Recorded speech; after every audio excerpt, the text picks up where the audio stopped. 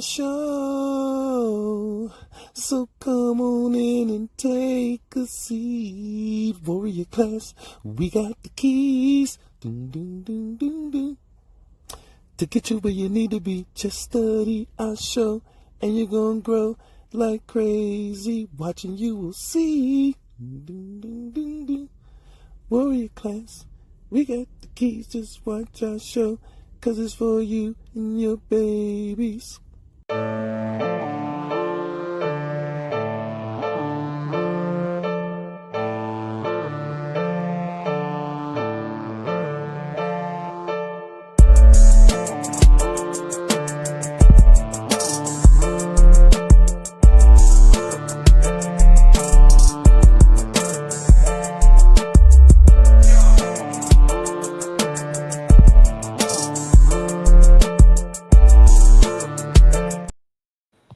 Welcome to Warrior Class. Where the teachers would pass. And you will too if you pass. Hey, this is the Greetings, family. verbal self-protection episode. Hey, greetings to all out there. Eugene Mason, Empress Makisha, or Kesha. And those who are lurking. We greet you all, and we're going to get busy. First thing we're going to do is bring you the news. And like and subscribe, hit that like button. Yes. So a few things, I like to touch a few different subjects. So on one thing I noted I was looking at, I try to just research, sometimes I go down the rabbit hole, but I seen a post saying that Trump he's exploring how to deport citizens, and I thought that was crazy because it didn't make any sense. The headline was from Fox News, and it says it basically says exactly that. It just says Trump exploring deporting U.S. citizens. So I looked it up. And true indeed, Trump has he's trying to figure out how to do this. He's using a maximum security prison. One is in El Salvador, so we can guess who's going over there. And the other one is in the Congo. Which he's made a deal with the Congolese for infrastructure to put a prison in. These are things that's actively happening right now. So I just thought that was really, really, really interesting. And I was also just want to put this in real quick. We don't talk politics in the traditional sense. What we talk is politics, but we don't get into Democrat, Republican, that bipartisan type of thing. And each one of us has our own reasons for that.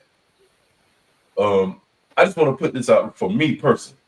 And the one thing I love about the news and a lot of things we say is, Baba doesn't know what I'm reporting as the news. Amanika doesn't know. So when he comments on a lot of this, all of this is in real time, and it's live. You know what I'm saying? So you get this at the real time. First time he hearing me speak on it. I didn't speak on this before the show. I didn't talk to him about this today or anything. And I don't dwell on one president. So what I want to mention real quick, just before I don't want people to get bogged down on Trump, is I want you to research, if you want to, a group called the Heritage Foundation. And the reason I said that is because I was looking at this, everybody talking about Project 2025, and everybody's in fear and things of that nature. But that actually started in the 70s. If you research it, a lot of us don't research. We just look at posts and, or talk about it, whatever. But it started with actually the first president to start implementing some of the stuff is Ronald Reagan. And since then, every president that has taken place, not Republican, every president has moved on that agenda. Every president. And the Heritage Foundation are the people who actually, they call themselves a think tank. These are the people who actually created that agenda. And so how I look at politics is my personal view. It's like how I look at the presidential nominations and politics. I look at it as one group behind the scenes has a picture that they have that nobody else sees. Nobody else can see. So each president, they come up and just make a stroke in that picture. So they can't see the whole picture. They just making a stroke. They say, hey, stroke like this, stroke like that, and that's the end of what we need you to do. And the next president strokes and makes his strokes on the canvas. And nobody realized the actual picture that they're painting fully, because it ain't even in their best interest. And so that's how I kind of look at politics, American politics in a whole. So I just wanted to mention those two things. And I'm gonna leave that heaviness to y'all if y'all want to go there. So this next story, I thought this was a great comment by Ryan Coogler saying that grunge is just blues music sung by white people. I thought that was a funny comment he made on the Breakfast Club, and they showed Kurt Cobain actually his songs actually come from blues artists. Yeah. Lead Belly. I didn't realize his songs was from him. So I thought that was really funny and interesting. Yeah, Lead Belly was a big influence for them. I wanted to comment on the last story though, if you don't mind, go ahead. before you get too far along. Like, there's so many things, but we know that if we know what racism is, then we know that this has been an obvious thing, that they were always going to try to find a way to I guess without seeming, well, they were always going to try to find a way to get us up out of here, or us in outside of what I guess regular citizenship is considered. And so it's when they started with the ICE, and all of that, a lot of people who are being deported are Haitians. Right. That in and of itself, as long as they can get somebody who kind of looks like us, and you don't have to have a trial, they're gonna move forward with that. Like, they might have some other plan underneath, trying to figure out how to get more of us out of here. But as long as they can say that we're Haitian, they're gonna do everything that they can to either get us up out of here physically, like actually send us somewhere else, or get us up out of here in another way. But that has always been the plan. South Park just did a great show on. Yeah, they said, I'm not going to give away the show, but around the end they were saying that they was talking about the Mexican people and Latin American people. This guy was like, they're definitely all going to heaven because of this. They're all in heaven now. The ones that have passed and everything. And they showed ICE agents in heaven. They went to heaven to go try to get them. I ain't gonna lie. I was like, yo, South Park is crazy. Yeah. Anyway, so I think it's also Floyd, real quick on that. What they're going after people who claim to be non-citizens. So sovereigns, people who claim Moors, people who claim different things like that. They're looking at those people first also before they go to foundational Black Americans, so we're called. So anyway, another a really interesting article, and I want you guys to look this up. This is amazing. This is in a British study. This guy from Tanzania, Ismail Azizi. Oh my goodness. Ismail Azizi has died 6 separate times. And the last 2 times that he has died and came back on the 3rd day. Now his family is ostracized and won't communicate with him. This is a crazy story, and you can look this up. This guy, June 8th, 2025, Trending Desk printed this story that our British people news has already reported it. So real quick, I'm going to do Ishmael Azizi, a man from Tanzania, his life has become a powerful symbol of mystery, fear, and isolation. According to the documentary by Aframax English via Nearland, Azizi has reported died and come back to life 6 times. Each time he was declared medically dead, he came back alive, breathing under circumstances that left doctors and local communities stunned. Instead of being known for surviving the impossible, Azizi has become pushed away, feared, and by his own neighbors, and even rejected by his family. His life is now one of complete isolation. Azizi's first death reportedly followed a serious workplace accident. He was pronounced dead, placed in a morgue, and preparation for his burial began. But before the funeral, he woke up and walked out. They took me to the morgue, but I woke up feeling very cold, he told Aframax. Fortunately, the morgue wasn't closed, and I walked out. When my family saw me, they ran away because they thought I was a ghost. Later, after a battle with malaria and another death declaration, Azizi once again revived, and this time his family prepared a place for him in a coffin. From there, the incidents became even more shocking. After a car crash, he came back. After a snake bite, he came back. After falling into a pit and even being burnt by his own neighbors, he was declared dead again and again. In one case, and this is only one case, his body remained in the morgue for 3 days before he shocked mourners and again appeared alive. So I just thought this was an interesting article, and it kind of, we still are mystified by what the body and what the human spirit is capable of.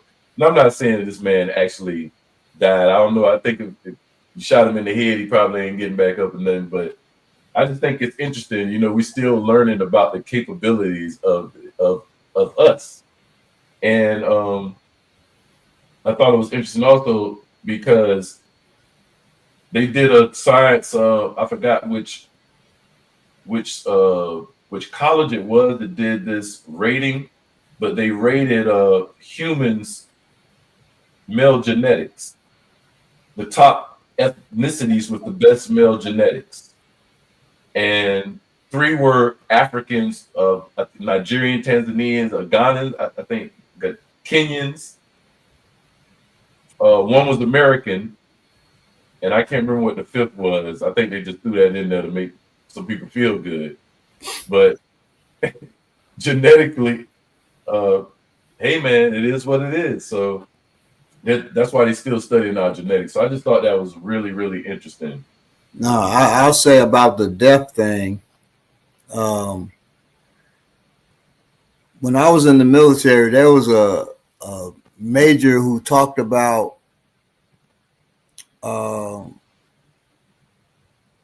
there was a teenager they had, and I don't know why they had him, but they had him up in a helicopter,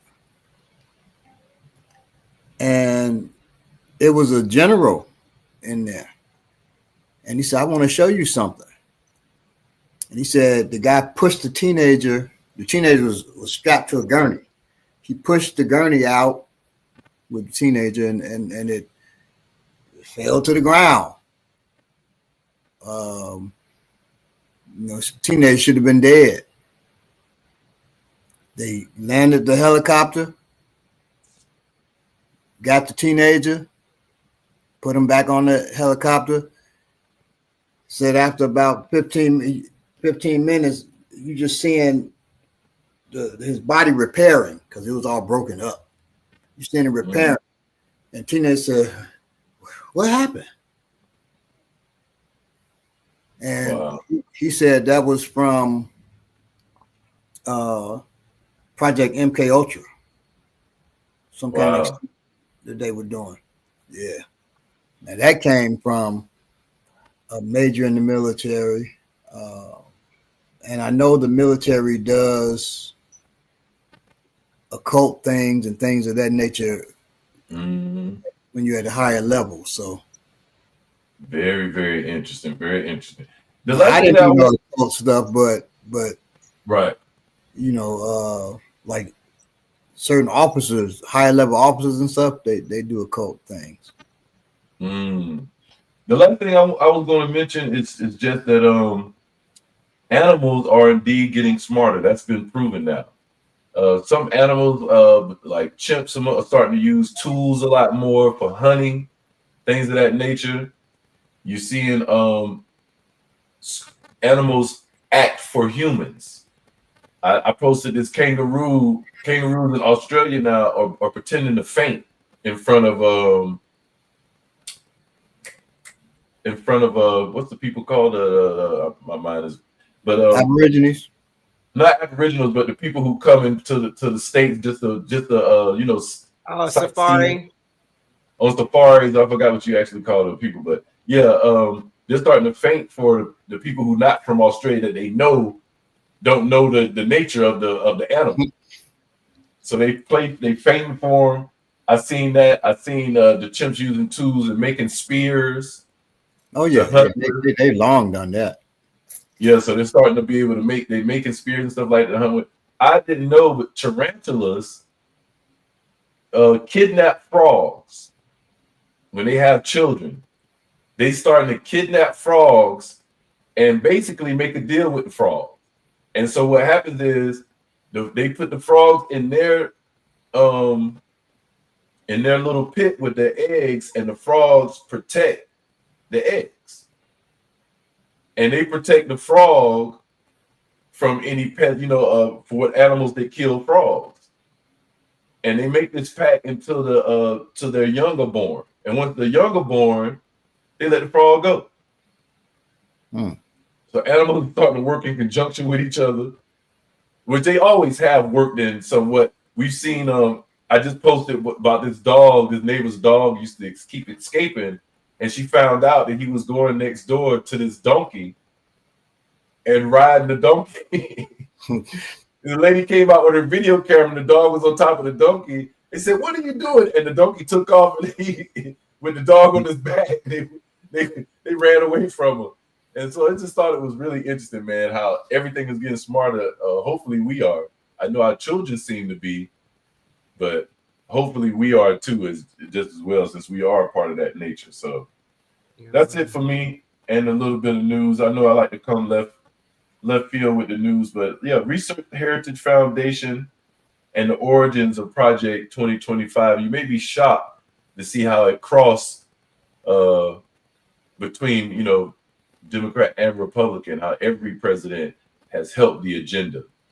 Even Obama was the first person to talk about building the wall. We just don't remember that for whatever reasons. But so anyway, that's it for me as far as that. The video with white man fighting young buck was hilarious.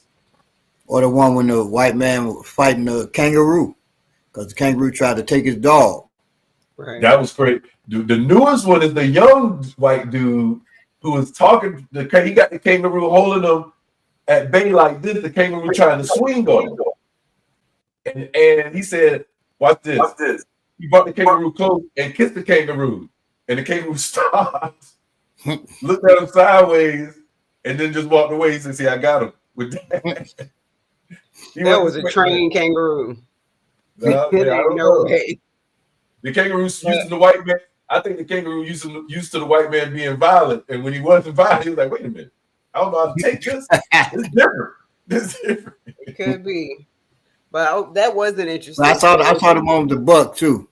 I saw that one too. I hadn't seen that one, but if we're familiar with 100 monkey theorem, then the things that we're seeing with animals will definitely become more widespread a lot faster than we think it will.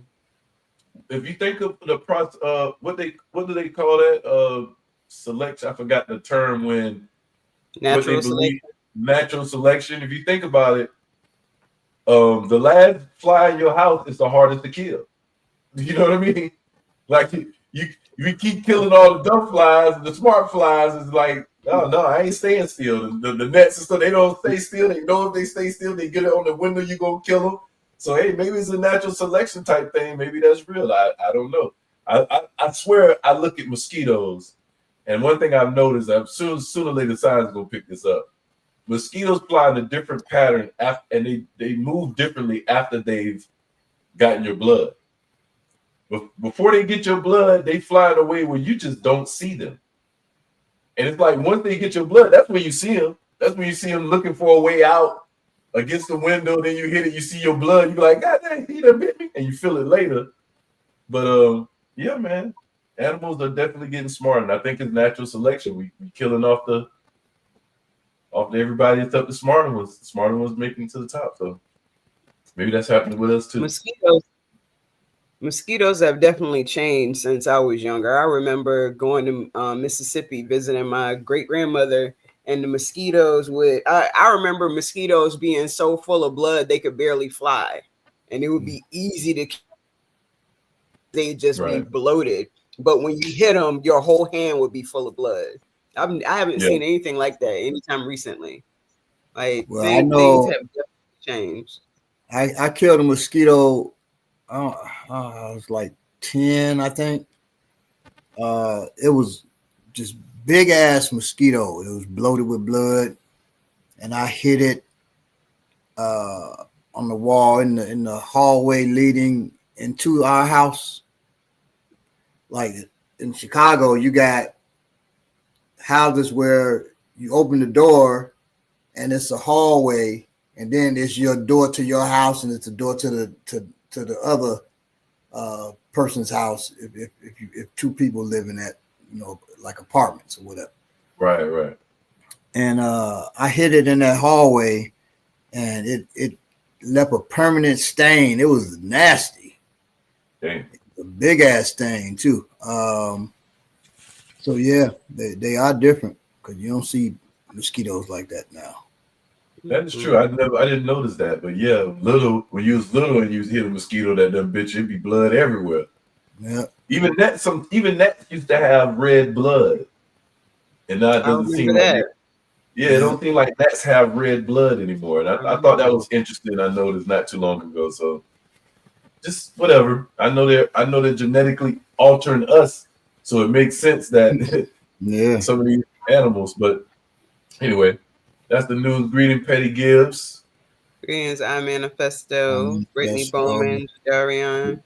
Jadarian, we owe you is it a double X Warriors class for being the first person on our Patreon.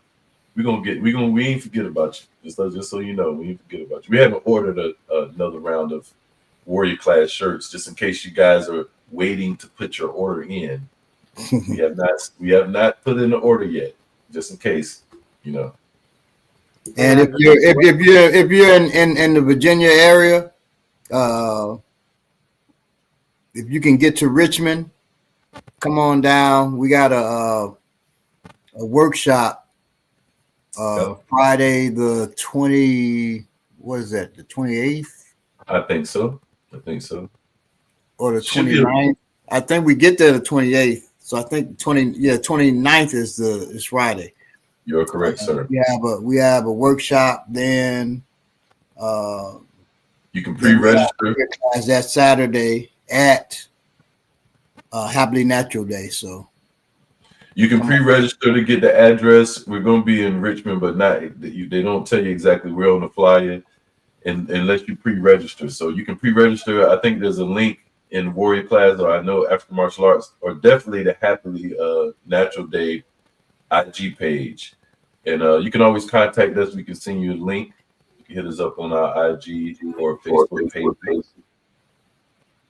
And as always, join the Patreon. We're trying to grow our Patreon family so we can put information that we may not want to put on the public YouTube page. So check us out. You got any news for us on me, Nikki?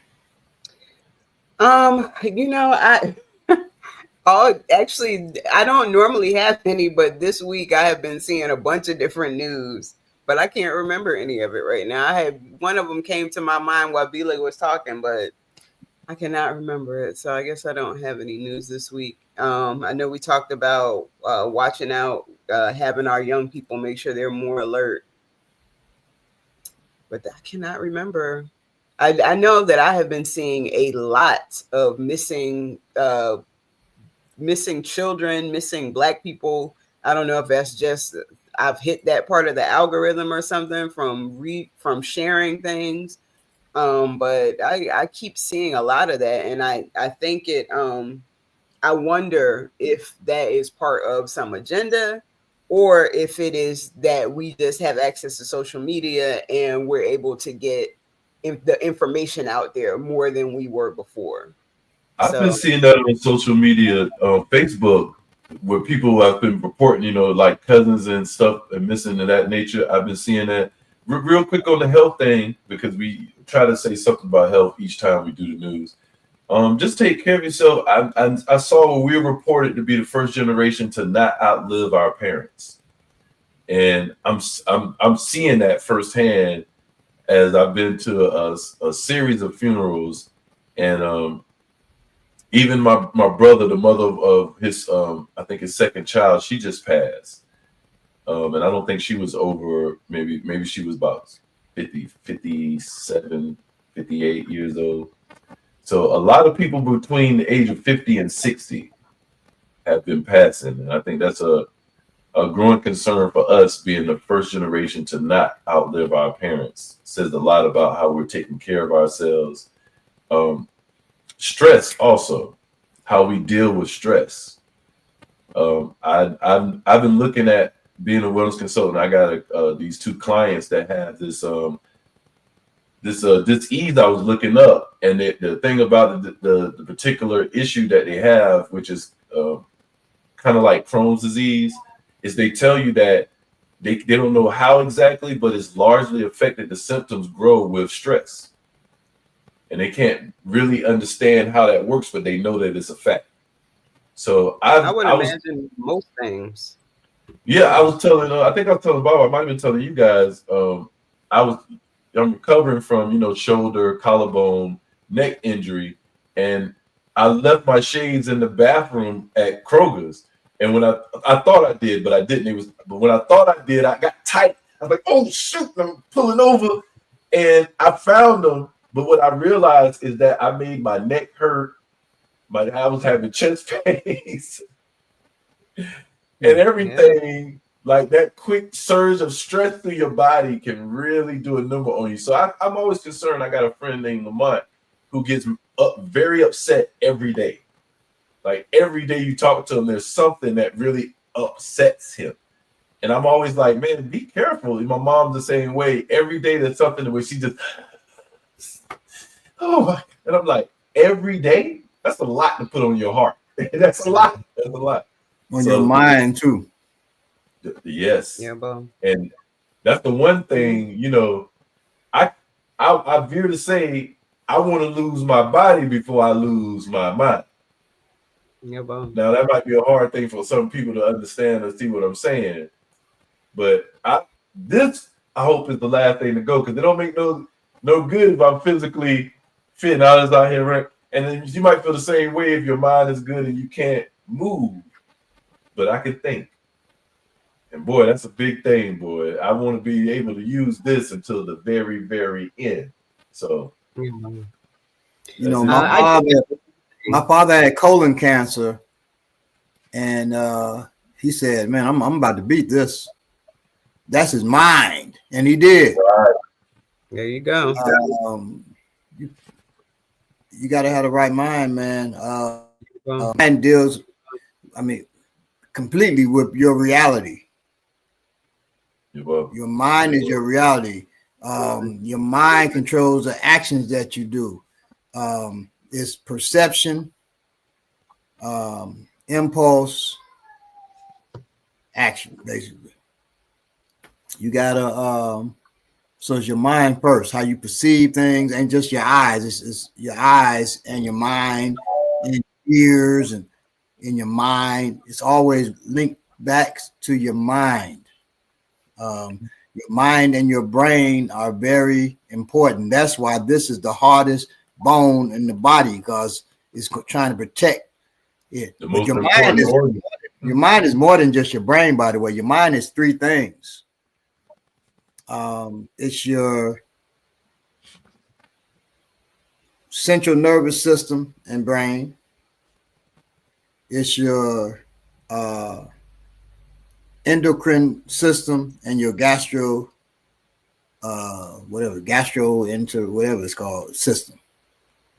Endocrine and Gastro no, it's your endocrine, it's your central nervous system, endocrine system. I said that. right. Gastrointestinal system. Yeah, well, If those three things are out of whack, your brain's out of whack. Or if one of those things is out of whack, your brain is not fully functioning the way it should. Your mind, rather, because like if you say, well, what is the endocrine system? If your mind, if when you get sick, your mind isn't the same. yes. When you eat something, it makes your stomach sick or whatever, you want to throw up, or your mind's not the same.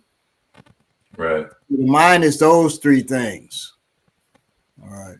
It's not just your brain. Okay. I'm losing my mind. Well, you're losing your mind. It's all over. Right. The brain is important, but the mind is important also. Okay. Yeah, bro, absolutely.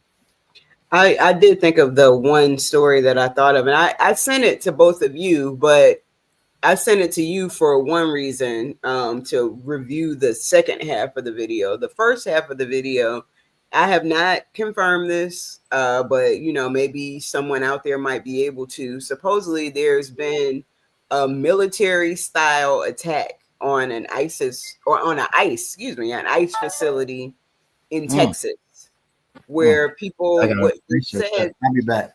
Okay. What they said happened was that people on the outside set off firecrackers to have agents come out, and then they attacked them. They shot them. They did all kinds of different things. There is I know I sent the video to you all. If anyone can find information on that, it would be great. I also always think of both sides of it because, if it's true, that's one thing. If it's not true, there are implications for having, a story Right. like Let's stage this so we can, let's stage this so we can, right. change policy, Right. give them more. And that's something now we not paying. This thing is so slick. I was talking to someone, you just made me remember something I was talking about. They use the Marines in Florida, in Miami. And the governor of Florida kicked them out. They used I think the National Guard against and kicked them out. Trump tried to use the National Guard, and that's why they were suing them, because the president is not supposed to be able to use the National Guard. It's supposed to be the governor. So it's little things that's happening that you have to pay attention to, and they make it so you don't care because of who it's happening to. Like freezing Kanye's $1 billion for making anti-Semitic comments. We didn't care because we didn't like Kanye. But they took his $1 billion for talking. And that sets a precedent that you can't unset. You can never unset a precedent.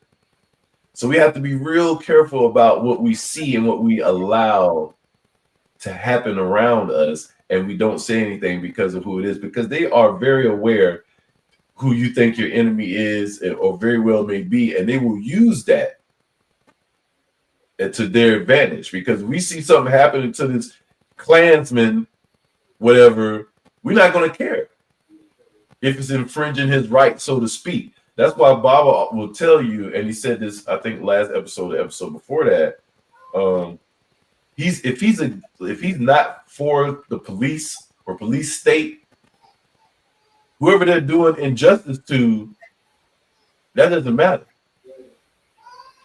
It's the injustice that has to matter.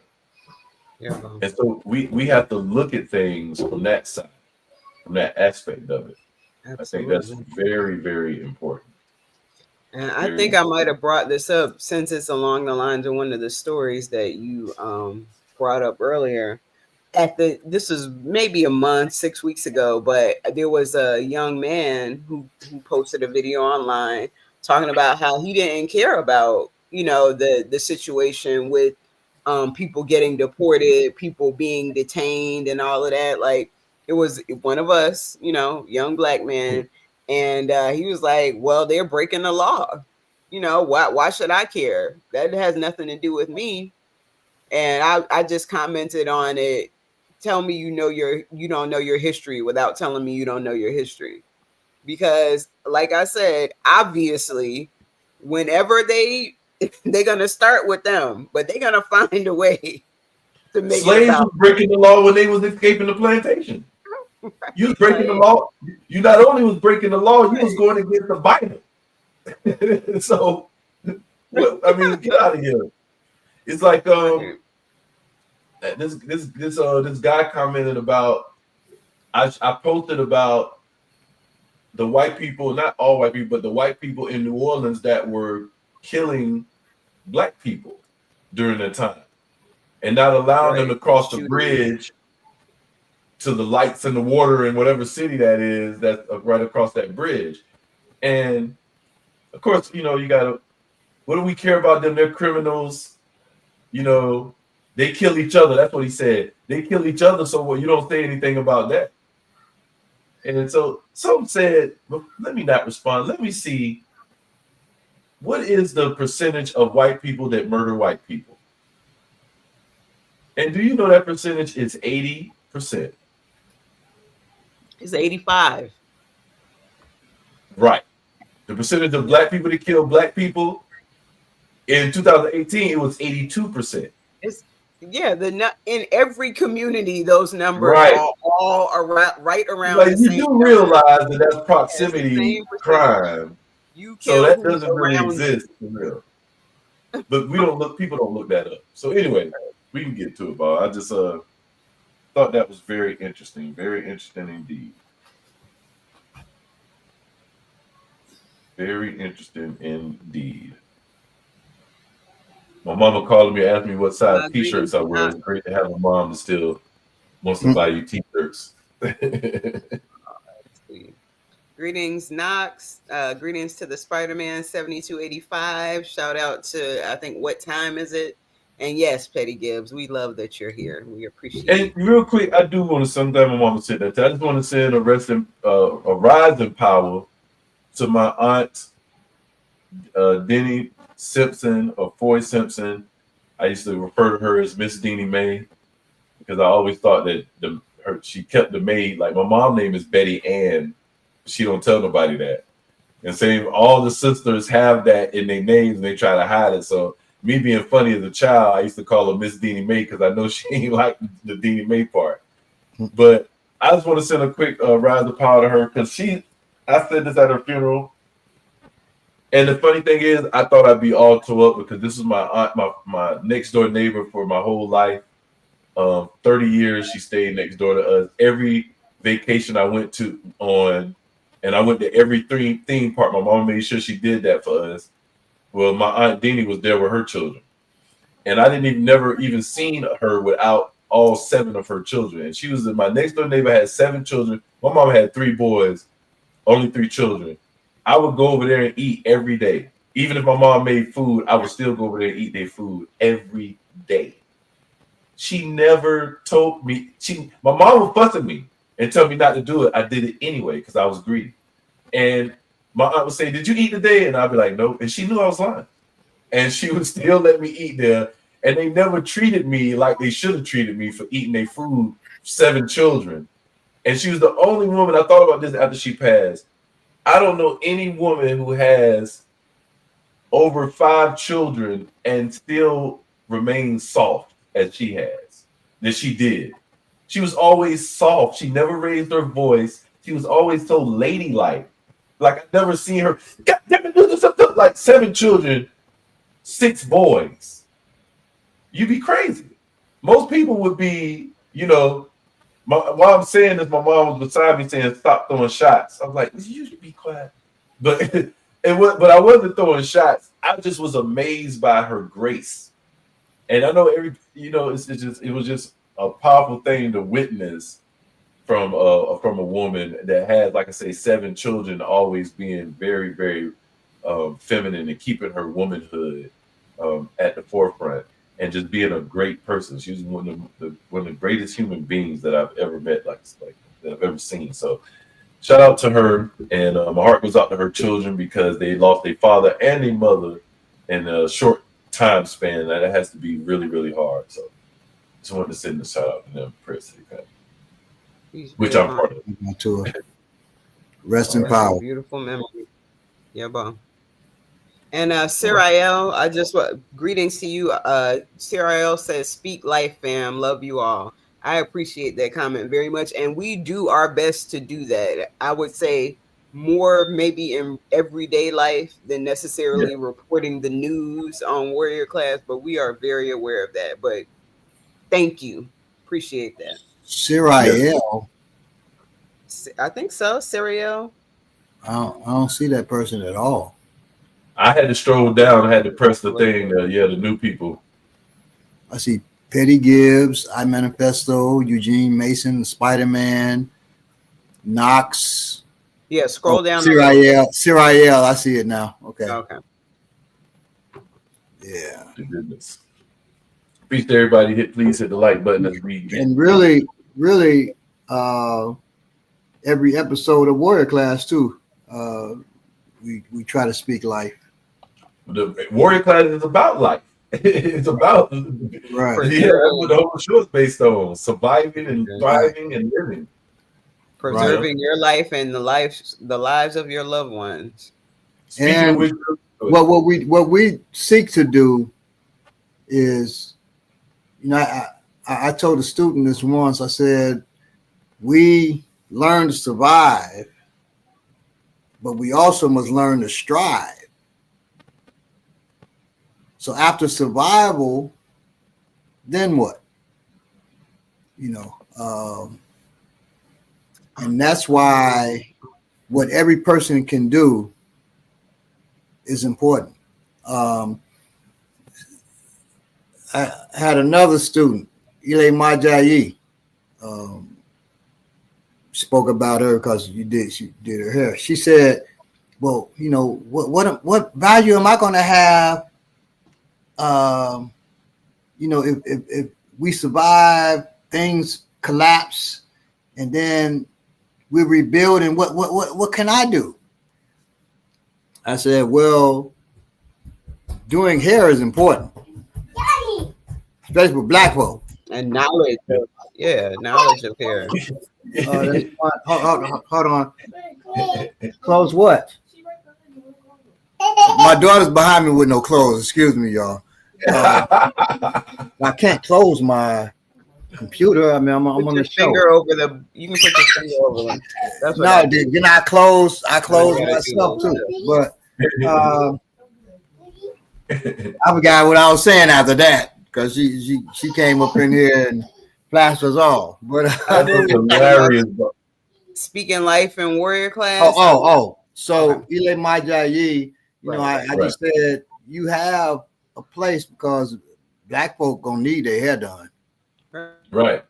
And that's therapeutic. And people have scalp conditions, all kinds of things that someone who does hair is going to have information and knowledge about too. Right.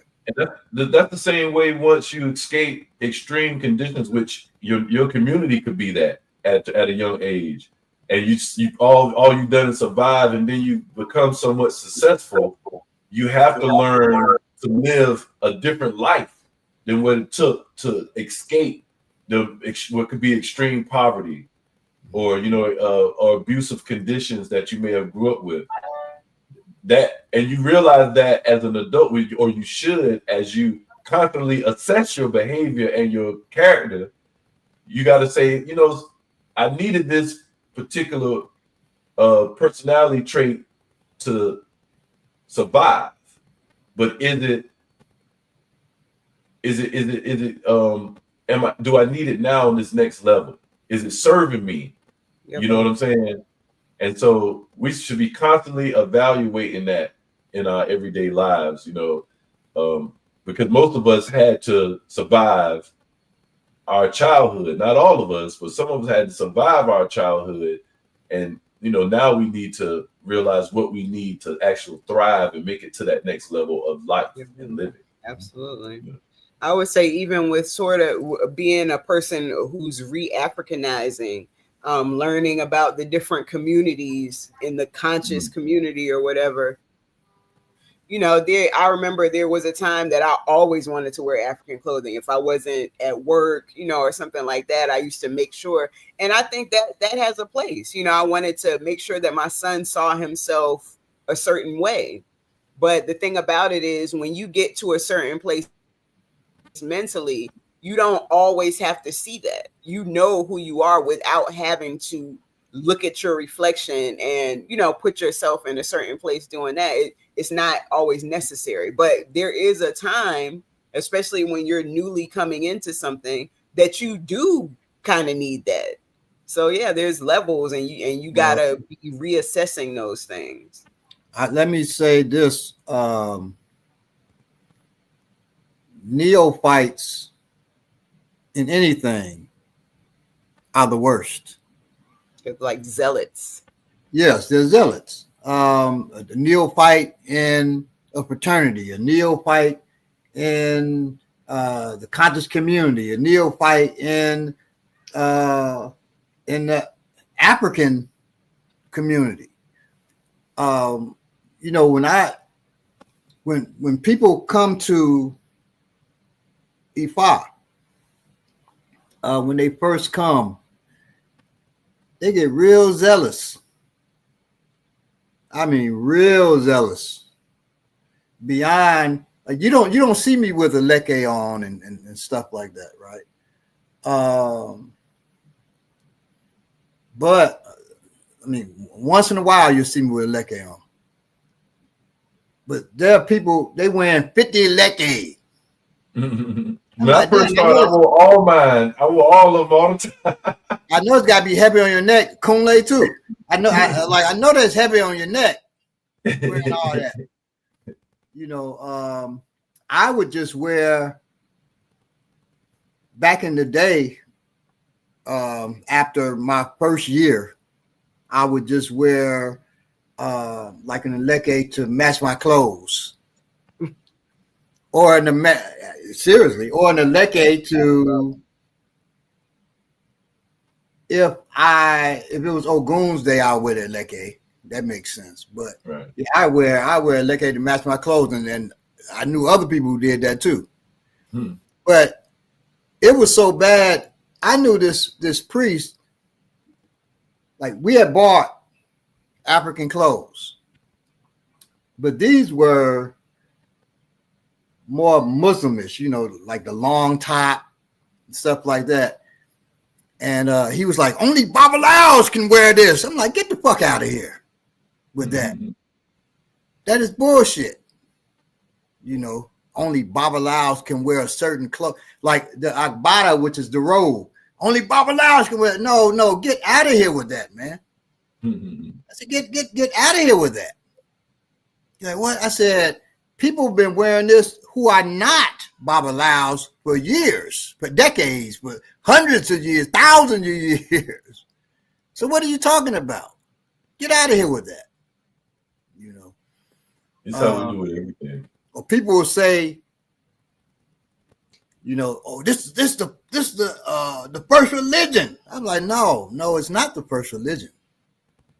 In fact, Orunmila made it from an amalgamation of different African religions, so it can't be the first. I mean, that's in the teaching of it, right? So zealots anywhere, and zealots and neophytes are interchangeable. And it's funny, neophyte in anything. When people first get into martial arts, I mean, just zealots. I'll say, don't look for violence. Don't wish for violence. Especially men I wish somebody would. I wish somebody would touch me. By the wish creed. I wish. I'm like, you don't wish nobody would do you harm. Right. You know, that's only a zealot. And I'm saying it for you all out there too. That's only a zealot thinks about that. You know, thinks that way. That's a neophyte. Know that you are a beginner, and it's understandable. So we understand it, but know that you're a beginner in that. And that's for those out there, those influencers who are martial artists too, who are doing that. You're a beginner.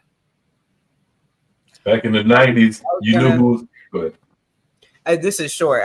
It comes from a movie. I'm not going to say which one, but I found it to be true when I heard the line. The person says that the zealot is concealing a secret doubt. And that's because, you know, when you're new and you come into something, it's like you have to cling to to the doctrine because you don't really know it. You know what I'm saying? I think it could be either or, because sometimes I was about to say in the 90s when people was getting you know, the black power knowledge of self type, what you would call it, classified. It's an excitement too.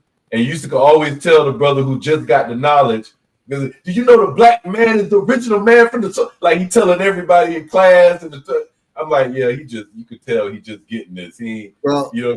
When I was in the army, this brother had on a sweater. It was a cold sweater too, though. That had a big X on it, right? That's what it's cold. I give it to him. But he said, you know, y'all need to get with this. You need to get with this. Y'all don't know what this means. This means, and I thought about this this morning too. But he said this means excellence of self, and he was just making up shit. I said it does not mean that. I said you need to learn what it means. It means unknown. Right. You don't know yourself really. That's all it means. It's the unknown. And he looked all down.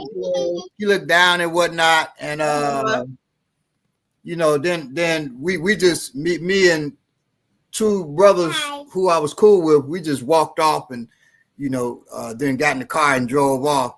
And he was just looking sad. And after that, he never, because he used to be trying to teach people, you know, and ignite a revolutionary type of spirit in soldiers. It was crazy. It's crazy as hell, really. Speaking of which, I just want to say 40 Acres is a great movie. Bob was right. He talked about it. 40 Acres is a great movie, yes. It's a great movie. It's a great movie. I thought it was really good. Check it out if you get a chance. Yes. So I put it in the chat, Petty Gibbs. 40 Acres is about. You shouldn't tell him, Bob. You shouldn't tell him. No, I'm just saying what it's about. It's about a family surviving during the apocalypse. Great. Exactly. Great. So you don't need to check that out because it's very obviously the people who wrote that had some knowledge of survival because it's dealing with all levels. And I didn't everything. I didn't know the star was from here. Like you said, yeah. You know, she went to school with my wife and with Babu Yi, my student. And also I knew her from when I worked there. In fact, she's my Facebook friend. She hit me up one time and said something like, you know, I see you still at it. You still, it was something dealing with survival then too. That's great. He's coming full circle. Yeah. So, yeah. Danielle Detweiler is her name. Oh, okay. Yeah. Yeah, she's been doing some really great roles in the past few years. Oh yeah. I mean, hell, she did in the movie The Harder They Fall. You know, with Idris Elba. I didn't Mhm. even realize that was her. Yeah, she played the sister who The who quick draw. outshot the motherfucker who Right. could shoot real. I forgot that was her. Dang. That's exciting, man. Where we have to be going at with this with film and things. And I'm not talking about with black people. I'm talking about with us. She was in The Piano. You know, she's great. Yeah. Cool. All right. So we're gonna go into it. My daughter Okikiola is on one, so she came in here again, but now she's She complaining loves that. because her mother's keeping her out of the room. But anyway, for every person in this society who is suffering physical abuse, there are hundreds suffering the effects of verbal violence and abuse. For every person who just got a fist in the face, there are hundreds who just took a verbal blow to the gut. And there are major differences between these two kinds of injury. The physical attack is at least obvious and unmistakable.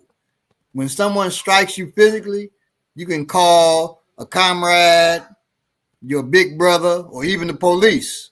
You don't The suggest that. physical attack hurts and sometimes leaves a mark, but it is usually over quickly. Verbal violence, on the other hand, is different. When someone attacks you publicly with words or privately with words, the pain of verbal abuse goes deep into the self and festers there. But because nothing shows on the surface, it will not win you even sympathy, much less actual assistance. Worst of all, verbal violence all too often goes unrecognized, except at a level that you cannot understand yourself. You know that you are suffering and you vaguely know where the pain is coming from, but because the aggression is so well hidden, you are likely to blame yourself instead of the aggressor. Barbara, do you know where that? I can't remember the movie that came from the clip that I used to promote this episode. I didn't see it. It's the two brothers. I don't know. I can't think of the brother name. It's crazy. From Atlanta. He was on Atlanta and a lot of other things. And he's the eccentric one. He's arguing with another dude, but they're giving each other. Why can't I? I'm sorry, I can't. It's okay. It'll come to you. Yeah, but it's I these know two who directed it. So I used the clip of these two brothers that was, you have a nice day. No, you have a nice, we need to go out and have drinks. How many drinks and whatever. Oh, I know what you're talking about. I use that clip because first it is funny, but the second time, Sorry to bother you, yes. Sorry to bother, exactly. Right, Boots Riley. But the Boots Riley from the movie. Right, Lakeith Stanfield, is that his name? Yes. Right. I use that clip because it's the intent that how they were speaking to each other. It don't matter sometimes when people say a curse word. I'm just and this is in tune with what we're talking about. You can say something that normally would be polite, but if your intent is nasty, then that's what it's gonna do. You know what I'm saying? So that's why I put that clip of them look like they compliment each other, but the intent, they're trying to hurt each other. You know what I'm saying? Even if they're out complimented, the intent is to hurt. And sometimes, we try to mask what we say when we know the intent. You know what I'm saying? Right. So anyway, verbal attacks will often have you blaming yourself. Your problem is that you are the victim of verbal violence and you don't have the least idea how to defend yourself against it. When someone looks at you right in the eyes and says, "You're a fool," that's a verbal abuse, and you probably have a way of dealing with it. But when someone smiles at you and say, even you should be able to understand why that will fail. It's not so easy, especially if a few sweethearts or brothers or dears are scattered around to confuse you. Yeah, that's one of those famous Southern sayings, bless your heart, you know? Right. Or like Right. in the nation, everything's brother, brother. They Yeah. start with brother, and then they will say something. Not all the time, but sometimes it would be verbally abusive, and it could And be another, hidden. It could be hidden behind the shield of Islam, Yeah, bro. right? But it is really, they're really saying something heinous to you. Yeah, when bro. people say better you than me, they calling you dumb, a fool, That basically. too, yeah. Yes. You It's a better slick than way of me. saying this shit. Couldn't be me. You better you than Oh, me. yeah. I never like when people say that like that. Or they calling you weak. Right. Right, Or exactly. the Or they worst, say the you're a worst. better man than me. No, I am a better man than you, but not cause you just said that. And that's what I'm talking about. Stuff like that. When they say that kind of stuff, that's slick. You got to learn how to respond to that. I don't like that. I don't like that. Better Yeah, bro. you than me. We're gonna deal with that, but go ahead. Absolutely. Know that you are under attack. You must be able to recognize a situation in which you are in danger or actually under attack. If you continually assume that the reason you come out of conversation feeling somehow hurt and depressed is that you are oversensitive or paranoid or childish, you will not recognize danger when it exists. If you can always be taken by surprise because you have no idea what verbal aggression is or how to spot it, you are an ideal target. The vast majority of verbal attacks will not even take place if you are trained in verbal self-defense. Know what kind of attack you are facing. You must learn to judge and recognize your opponent's tools, strength, and skills. Obvious characteristics such as the loudness of someone's voice or an unpleasant facial expression or the use of open insults or openly flattering words are not reliable indicators of these things. Often, a reliance on the obvious signs will mislead you completely and leave you defenseless. Know how to make your defense fit the attack. The response you make must match your opponent's move. You must choose an appropriate response and an appropriate level of intensity. Not only is there no need for you to waste your energy on a weak opponent with little skill, like your child. Your child say something, you stupid. And people get mad at that, furious. You don't go after bunny rabbits with an elephant gun. The verbal tools should be chosen to fit the occasion. Know how to follow through. You must be able to carry out your response once you have chosen it. For many people, and perhaps especially for women, this may be the most difficult part of verbal self-defense. There are strong cultural pressures against a woman using violence at all. Many women cannot bring themselves to do it, even when it is entirely justified. The same problem exists when your opponent is, in physical terms, smaller or weaker than you are, no matter what your sex is. We have all been taught to pick on somebody your own size. In verbal confrontations, it may be difficult to remember that size has nothing to do with with strength, and that some of the most skilled of verbal bullies are only 6 years old. And that is real. For real. Right. I was going to say, as a woman, especially online right now, like there are certain retorts that are just kind of universal where, you know, you'll be commenting, not me specifically, but you'll see women comment on certain content that's meant to bait women, you know, to be honest. And the men who are in there to respond to those women who are being baited, like the first thing they say, that's why you're by yourself. That's why you know, like that is the universal response almost right now. That's why women like you are blah, blah, blah. Just from a woman expressing their opinion on some, Right. you know, something that they see happening. Like it is so it gets so nasty sometimes. It is unreal. So You know, Even when I see that stuff, when I see that dudes responding like that to women, I be like, that dude ain't getting none. right. I really be like that. He ain't getting none, or he catching hell from a woman in his life, his mother, his wife, sister, or whatever. And that's what I now we're dealing with it more intelligently here, but that's what I always say when I see mugs like that. And you just ain't getting none. We just talked about that. What they call them, incels, you know. Right, yeah, involuntary celibate.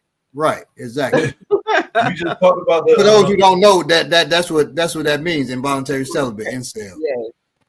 We just talked about that the show before last. This guy, the guy that was attacking this woman, talking about how he not defending against nobody except his mom, and he's like, but he talking down her, talking what he said. Go get didn't you choose the bear? Right. The lady that was getting attacked. Like, man, you could tell you weak bone and don't help no. Ain't gonna help. You ain't gonna help your mama. Your mama. You ain't gonna if you talking like this to a black woman. But anyway, that cat who used to dog women out. What was his name? He Kevin died. Samuels. Yeah, Kevin Samuels. When I used to look at him, I said he don't even want to get none. So you know, but I'm like, man. Speaking of this verbal stuff, even your friends will betray you with little slick stuff. One thing I never let nobody close to me get away with is you never gonna say, I ain't be late. Whoa, wait a minute. Right. Whoa, what that mean? Like, you gotta watch people because they are slick and they'll use certain times to express how they really feel. Right. You know what there I'm you saying? go. Because that's what that's really doing. They waited for that moment. So Right. in verbal self-protection, there are things you should never say and maybe some alternatives. Never say, come here. Say, can I talk to you a second? Never say, you wouldn't understand. Say, if I can explain. Never say, because those are the rules. You want to say, we have established rules, laws, regulation, etc. Never say it's none of your business.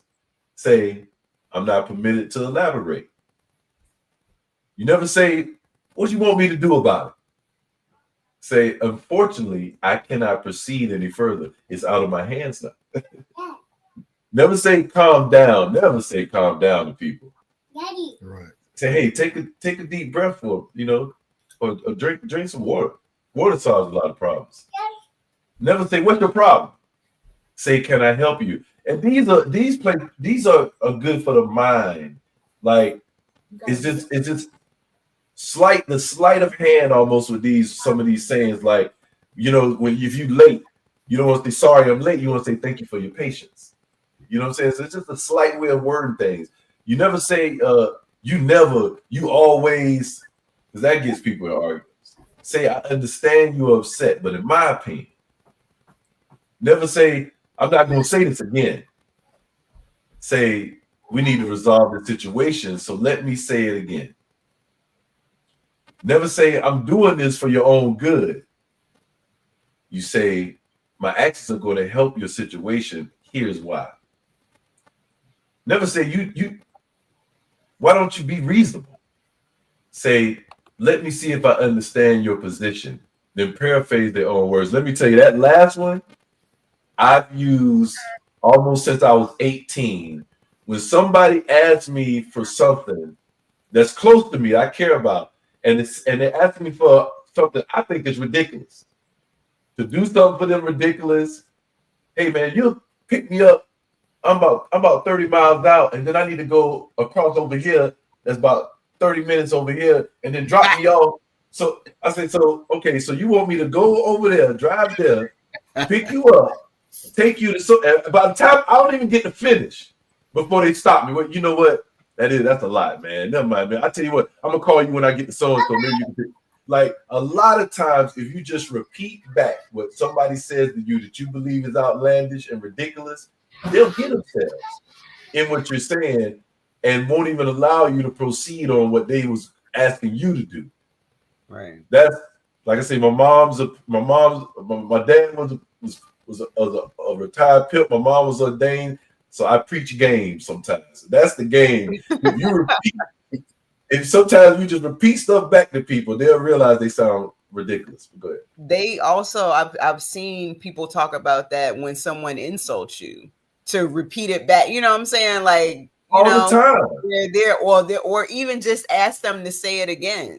And a lot of times it'll shame them, you know, and they won't repeat it because they realize that, you know, they need to go mess with somebody else, basically. So now I'm slow and stupid because I don't agree. I just did this on Facebook with a guy. I love his information, but anytime I disagree with his personal opinion, he disrespects me. And it's Yusef L, if you're watching. He started on my Started System show. He has great sovereignty and common law information, but he's always saying, so rich men don't fall in love. That was a comment. I said, disclaimer, the views expressed by, and then I just put ... And he was like, yeah, let me put a disclaimer. This ain't for punk ass weak, so blah, blah, blah, blah, blah. I said, so damn, I disagree with your personal opinion, and now I'm a weak, blah, blah, blah, blah, blah, blah. And he came right back.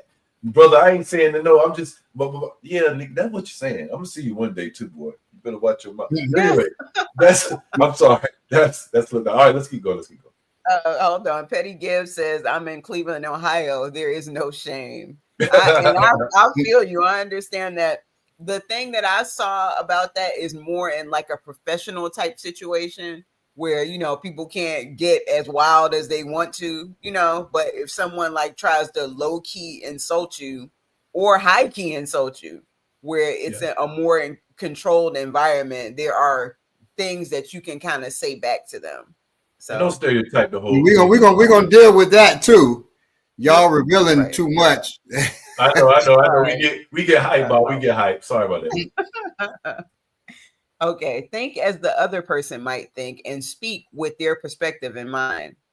And when getting insulted by a difficult person that you're trying to have comply with your direction, say something like, I appreciate that you feel that way, but I have a job to do and I will still need to.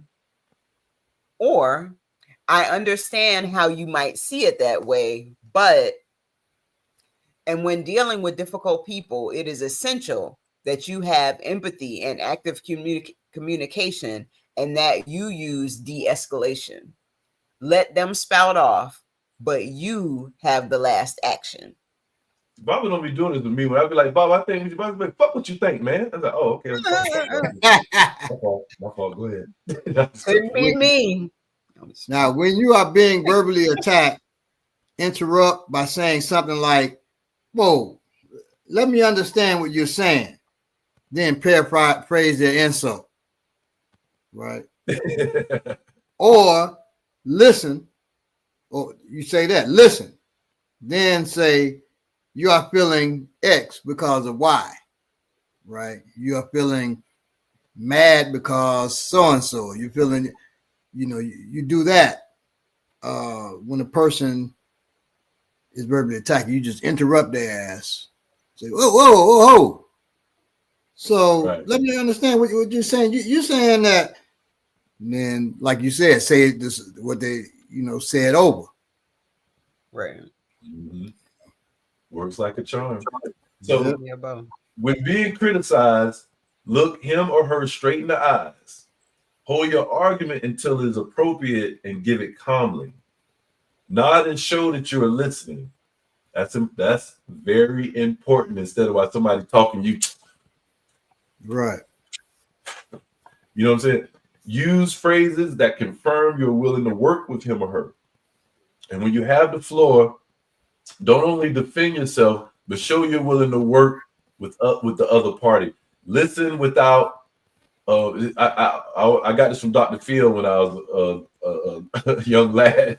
Dr. Phil said, "Listen without defending, and talk without offending." And I always thought that was a good way he was talking to his family. He's like, yo, y'all need to listen without defending. You already listening for that ear, waiting to defend yourself. Right, And that was important. Dr. Phil only said a few good things. That was one of them. Anyway, go ahead. Yeah, bro.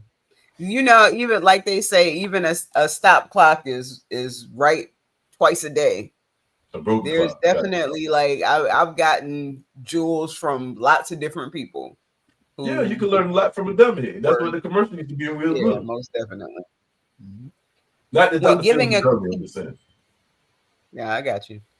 When giving a critique, never criticism. Provide your critique in a calm, reasoned, but firm manner. Describe why the person's behavior is not constructive. Explain that the behavior cannot be repeated and that you will expect better from the individual. Finish with a specific incident where the individual has provided a positive effect on the environment. For example, a task that was done professionally, or a problem that they solved with other people, etc. The positive ending will help encourage cooperation from the individual being critiqued. And even if it doesn't, you know, you can definitely back them off of their position, because sometimes people, you know, they not willing to listen to anything. But you know, and we did a whole show on the difference from criticism and critique. Reasonable. I'm sorry, excuse me, Billy. Go ahead. I didn't mean to cut you. Yeah, we did do a show on criticism versus critique. And there is a difference between critique and criticism. Yes, man. Yes, sir. Critique is constructive, offering improvements on what to do. Okay. Critique is selfless in that it respects the creator's intent, not the preference of the critic. And critique is specific. For example, your project plan would be improved if you allow more margin between the tasks to account for the unknowns. You can say that instead of your shit gonna fail. Right? Critique focuses on the creation. Critique finds what is working. Critique asks for clarification. Critique is voiced in a kind, honest, and objective tone. And critique has the best interest of the creator in mind. Whereas criticism is destructive, highlighting what not to do. And don't do that. Criticism is selfish, ignoring the creator's objective in favor of the critic's desires. Criticism is vague. For example, I don't think your plan is feasible at all, like I said, or your job gonna fail. Mm-hmm. Criticism focuses on the creator. Now, critique focuses on the creation. Criticism focuses on the creator. Man, you messing up. It's personal. It's more personal. Right. Criticism looks for what is lacking. Criticism condemns what it doesn't understand. Criticism is spoken with cruel wit and sarcastic tongue. Criticism cares more about making the critic feel smart or powerful. So use critique, not criticism. And just so you know, there's no such thing as constructive criticism. People say, I'm going to give you some constructive criticism. No, that means they're giving you just criticism. Ain't no such thing as constructive criticism. You either critique them or you criticize them. All right. So, and yes, we did a whole show on critique versus criticism.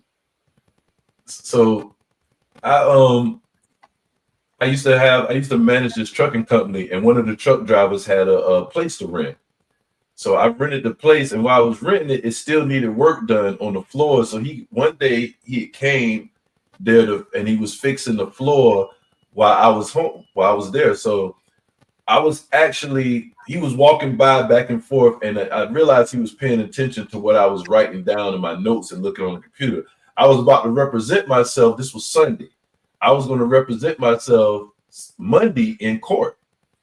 And so I'm getting all this information and everything.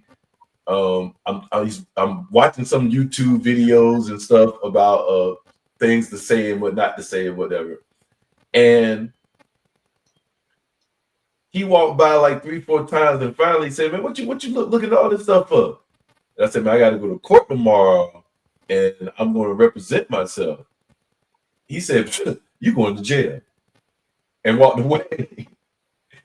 Yo, me and this dude almost fought because when he said that, like, I'm nervous already. And for another Negro to talk about you going to jail, so I didn't say nothing for a minute. I let it sit there, ball and fester. And when he came back, no, I'm sorry, I'm recollecting now. I said, I'm not going to jail.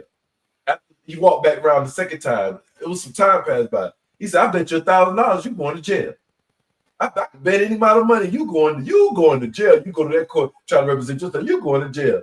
So I just like, man, fuck you. But fuck your money, talking about going to jail.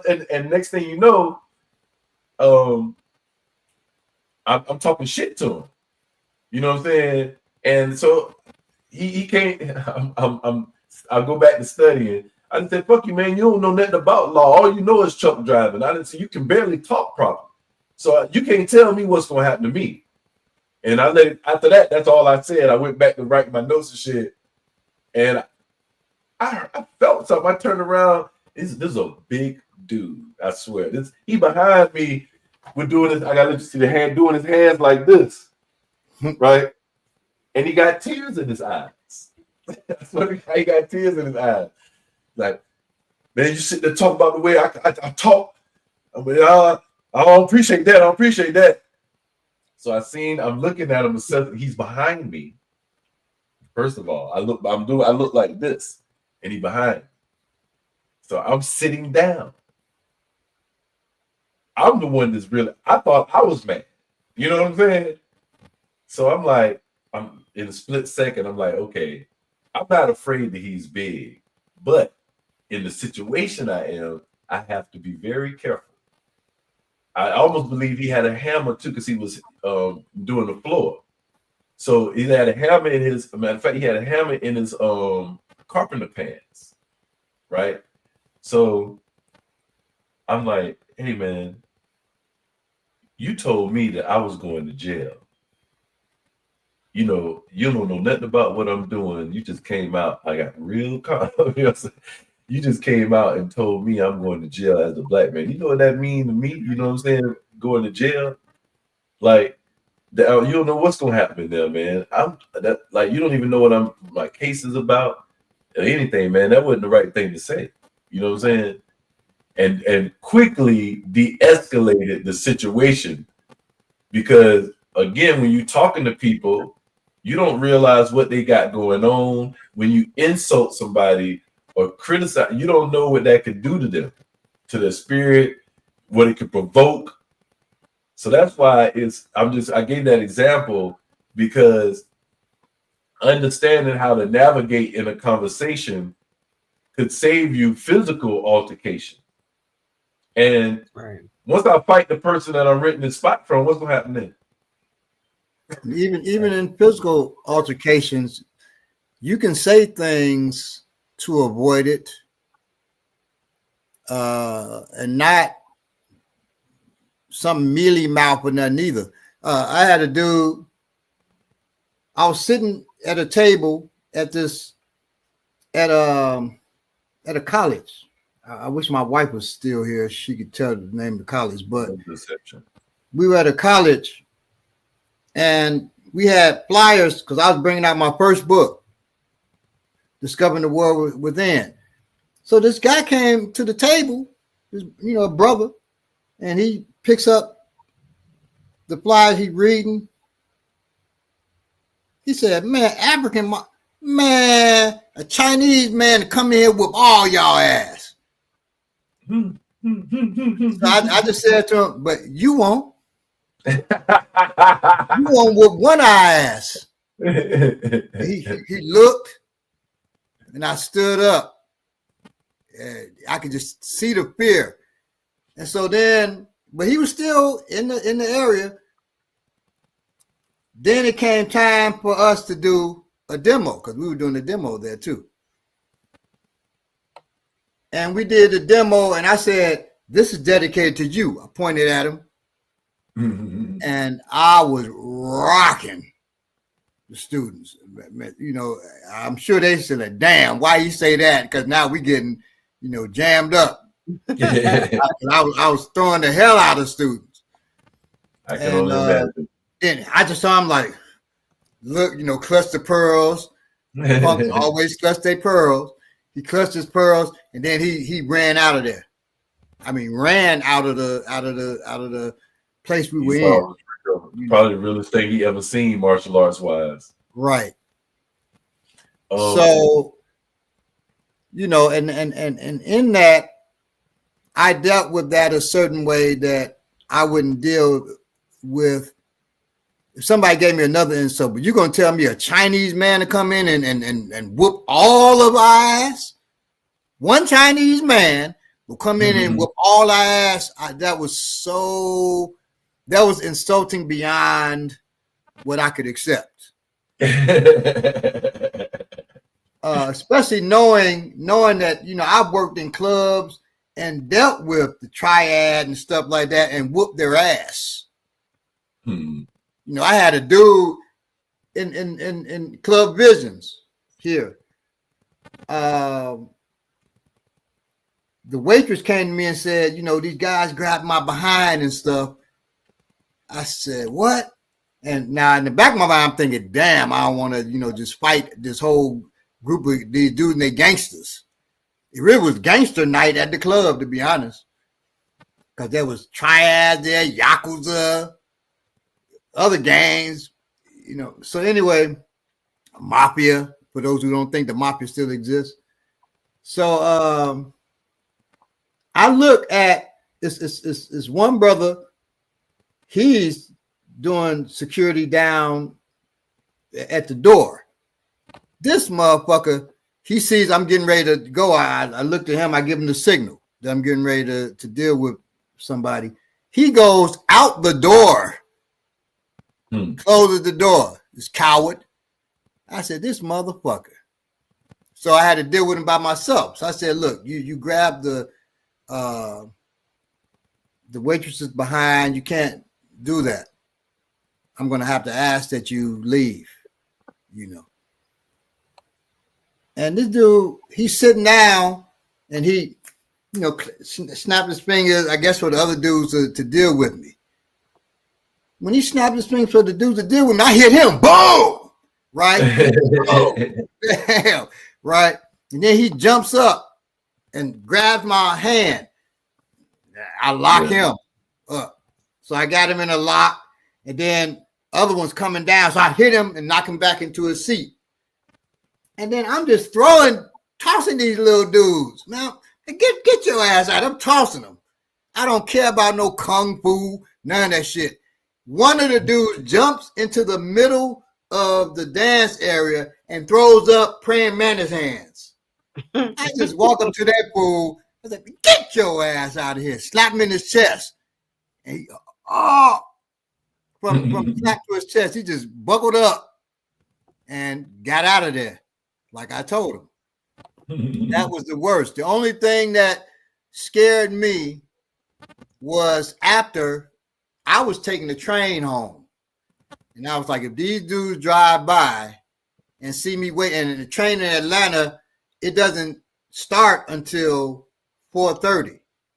It was like 2:30. So I had 2 hours outside exposed. These dudes could have shot me, you know. That's what I was worried about. I was just worried about that. But other than that, physically fighting, Chinese, man, I'm sorry for my Chinese people and Chinese martial arts. I respect you. But you ain't got no wins here. I have some wins somewhere, but you ain't got no wins here. And you don't have no win. I can Bobala. I can Bobala is like 6'5". 240 pounds. You don't have no wins there, and he's skilled. You don't have no wins there. Sorry. Ain't got no wins over here neither. What you talking about?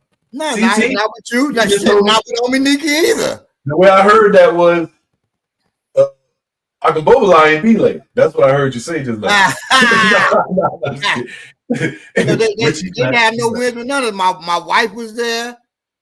None of us were intimidated by that, and we're like, we'll handle this. We'll handle this dude and anybody he brings in here. I'm like, two things I want to speak to real quick. Petty Gibbs has said, to be fair, there's not a lot of self-defenders in court who has been successful. You might be the exception to this case. So one of the tricks of court is perception. Right. So I'll be back. I won my case, but you wouldn't have knew that if you were there, because they say, Bella, take him. And they take me around the back, and then somebody comes around the back and say, look, we'll let you walk it, blah, blah, blah, blah, blah. They don't want you disrupting they don't want you waking up anybody in the courtroom. Right. Mm-hmm. So if y'all see me say certain things, then you're gonna try. And that's gonna, because one of the biggest fears is this system, this fear we have of the system, of the power of the system. So the scariest thing about in court is that you're saying things and go against something that you ain't seen nobody else do. Because I'm not talking about being my own defender as a lawyer. I'm talking about putting the system on trial.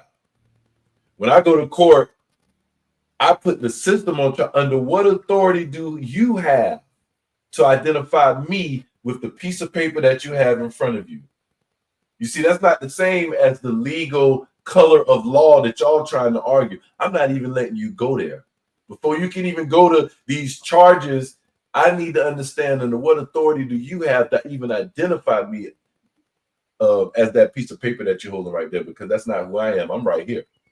So I'm approaching it from a whole different aspect. And a lot of people have used attacking the system being faulty and frail to get off of charges. So they don't let you see that. A lot of times they hold you to everybody leaves the court, which is my case and a lot of other cases that I've seen. So you won't see that. The other part that I wanted to comment on is, it's funny because I just had this conversation and I knew bringing this up where I was at was going to cause a stir, because people weren't into real self-defense and they didn't understand that a 200-pound man, 250-pound man that's skilled versus a 125-pound man that's skilled, that 225-pound man gonna have a lot of problems. Because weight and strength matters when we're both equally skilled, or not even equally skilled.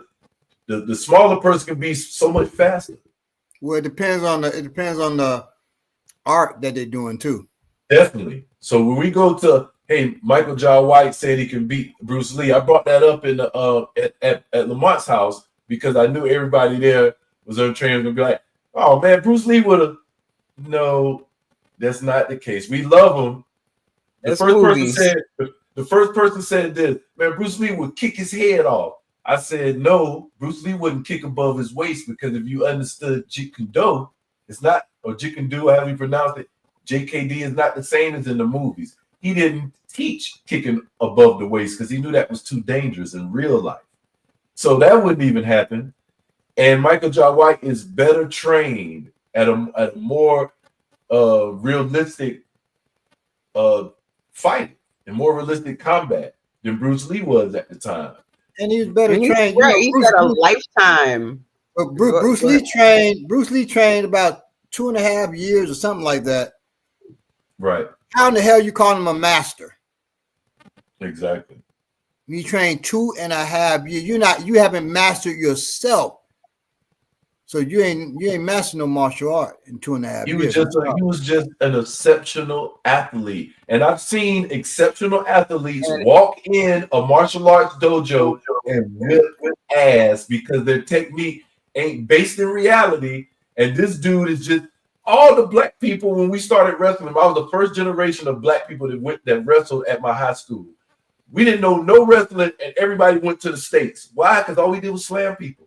We know how to. I don't even know if Bruce Lee was an exceptional athlete, to be honest. I think he was A great actor. I think he was a great actor. Right, he was a great actor, and he was in shape like a lot of actors are. I wouldn't say he was no great athlete. Even his, so he wasn't even that fast when Victor Moore, this brother, he was sent down to challenge Bruce Lee, because Bruce Lee he was so fast, nobody could hit. He could hit anybody and all that. He tried to hit Big Moore. Big Moore blocked that shit twice. Victor Moore was exceptionally fast, Bob. He was not. He was not exceptionally fast. He was a karate man. So he was fast, but he wasn't exceptionally fast because he was a karate man. Karate man, just not that. But he was faster than Bruce. He blocked, and he was black, so that adds some speed to him. But he blocked him, and then he did his finger like this, like no. And he said, man, he was watching him do the stuff, and he was like, man, he's not that fast. And so that's why when he was told to go down there, he accepted the challenge. You go down there and deal with that. And now they've taken the video and they've edited that part out. Yeah, that's true. That doesn't take away that he was a great actor. I give him that. I think he was a great athlete. I think he was in great physical condition. When you look at, he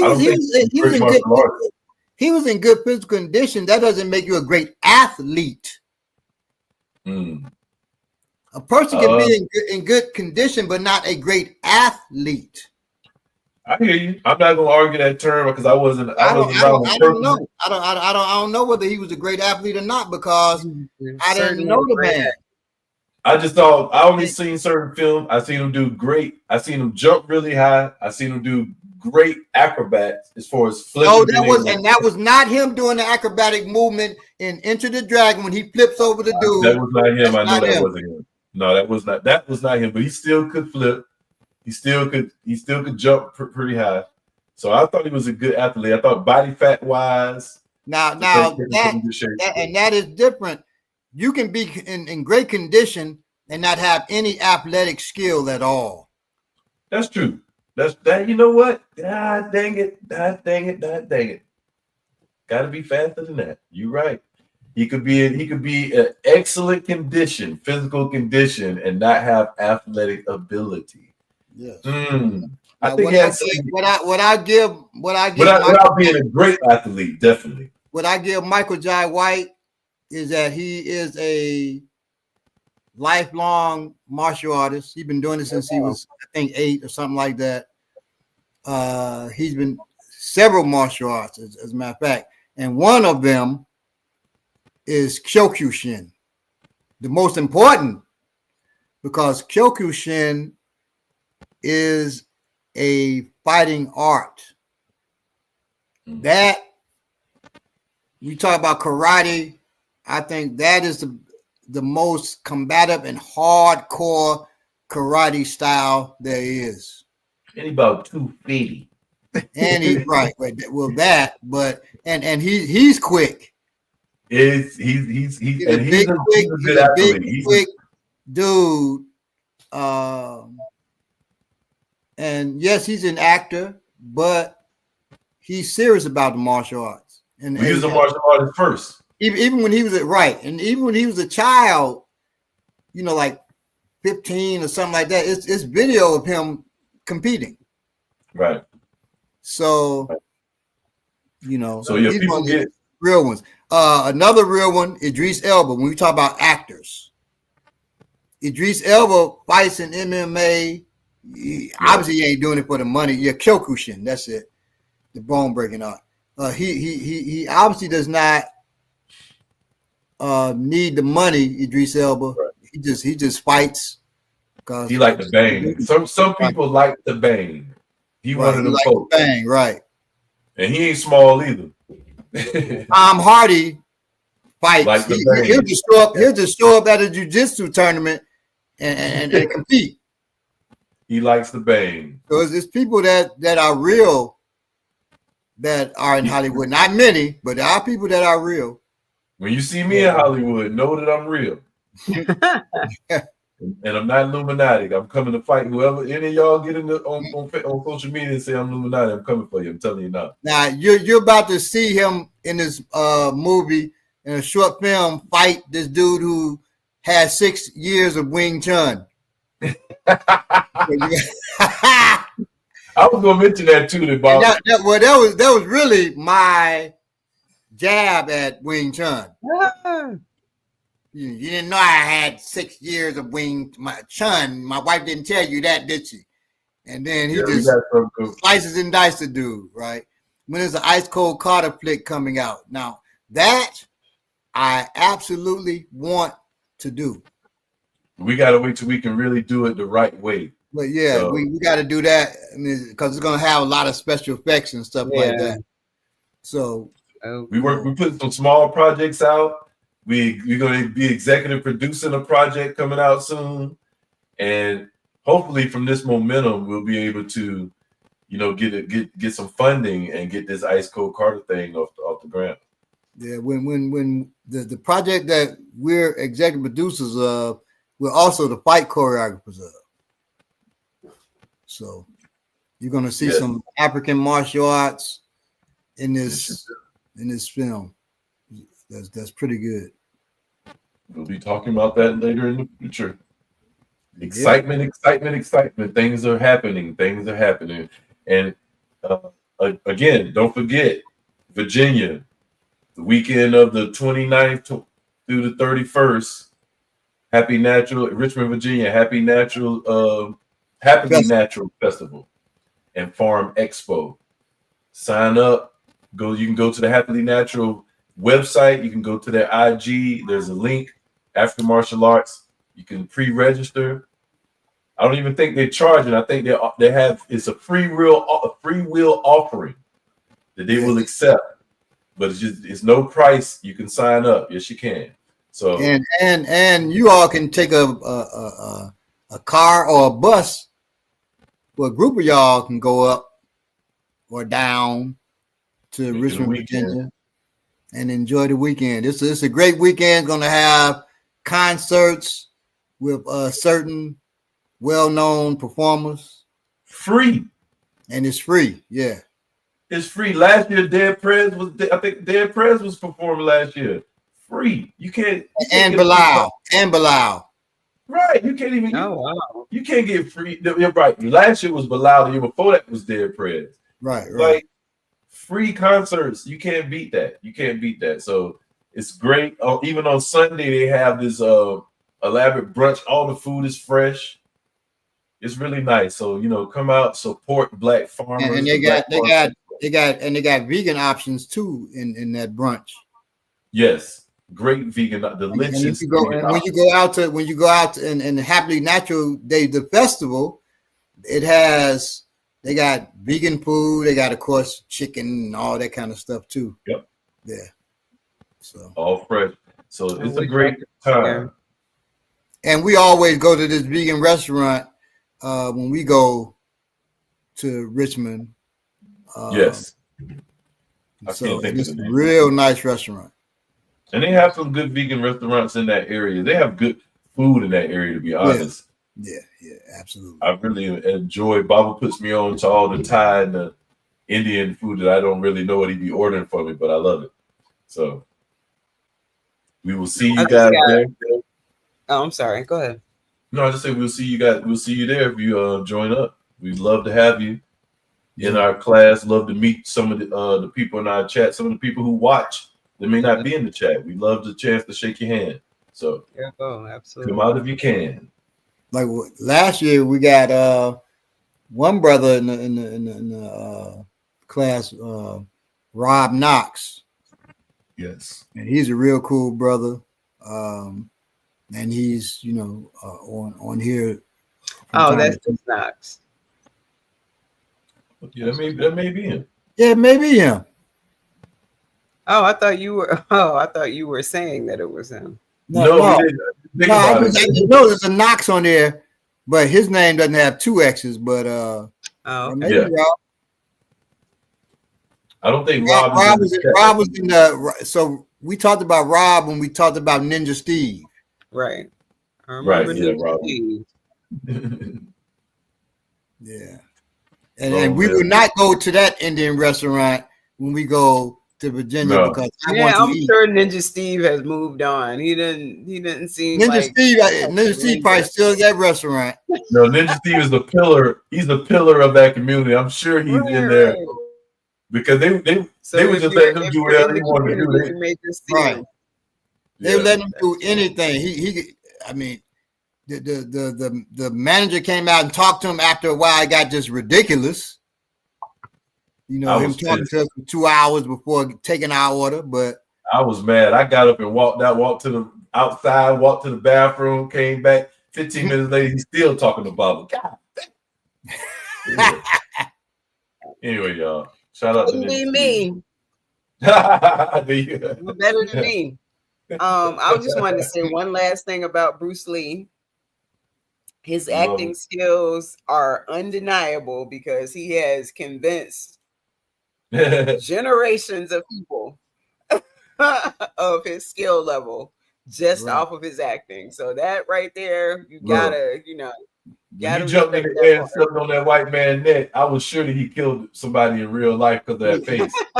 You know, turned around, when he I mean, he was an actor and he was original in his acting too, because he started the you don't hear that in other martial arts. right. He started And that. The way he fought was a new way of every couple of years, every 10, 20 years, a new look happens in martial arts. He was that first look of punching you, his hand way out here swinging, you know what I'm saying, knocking you out or whatever. Like nobody was fighting like he fought until he did it. And you know, with the quick hands and shit. Yeah, he really.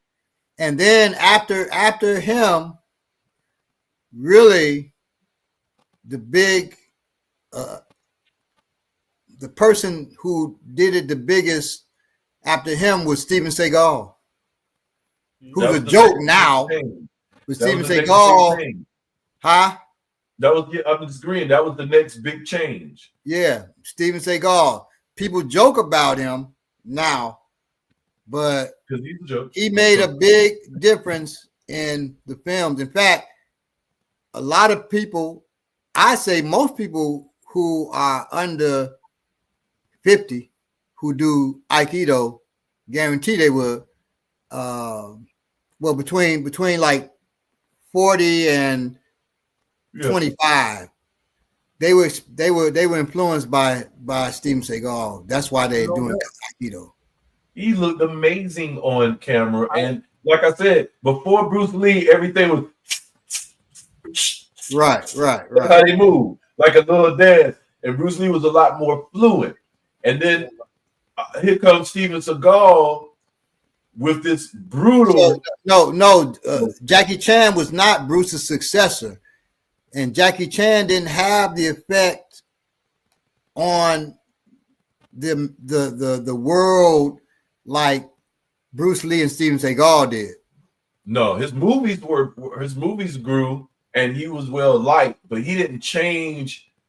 He didn't change the way he didn't. So no, because his movies were that old classic Chinese type of movies too. Right, because that's who he used. That's who funded him. The same people who did Kung Fu Theater. But what we're talking about is Bruce Lee. People started taking Jeet Kune Do because of Bruce Lee. People took Aikido all of a sudden because of Steven Seagal. Jackie Chan didn't make people start doing Kung Fu. Kung Fu Theater made people do Kung Fu. Right. Not Jackie Chan. Jackie Chan was just an awesome.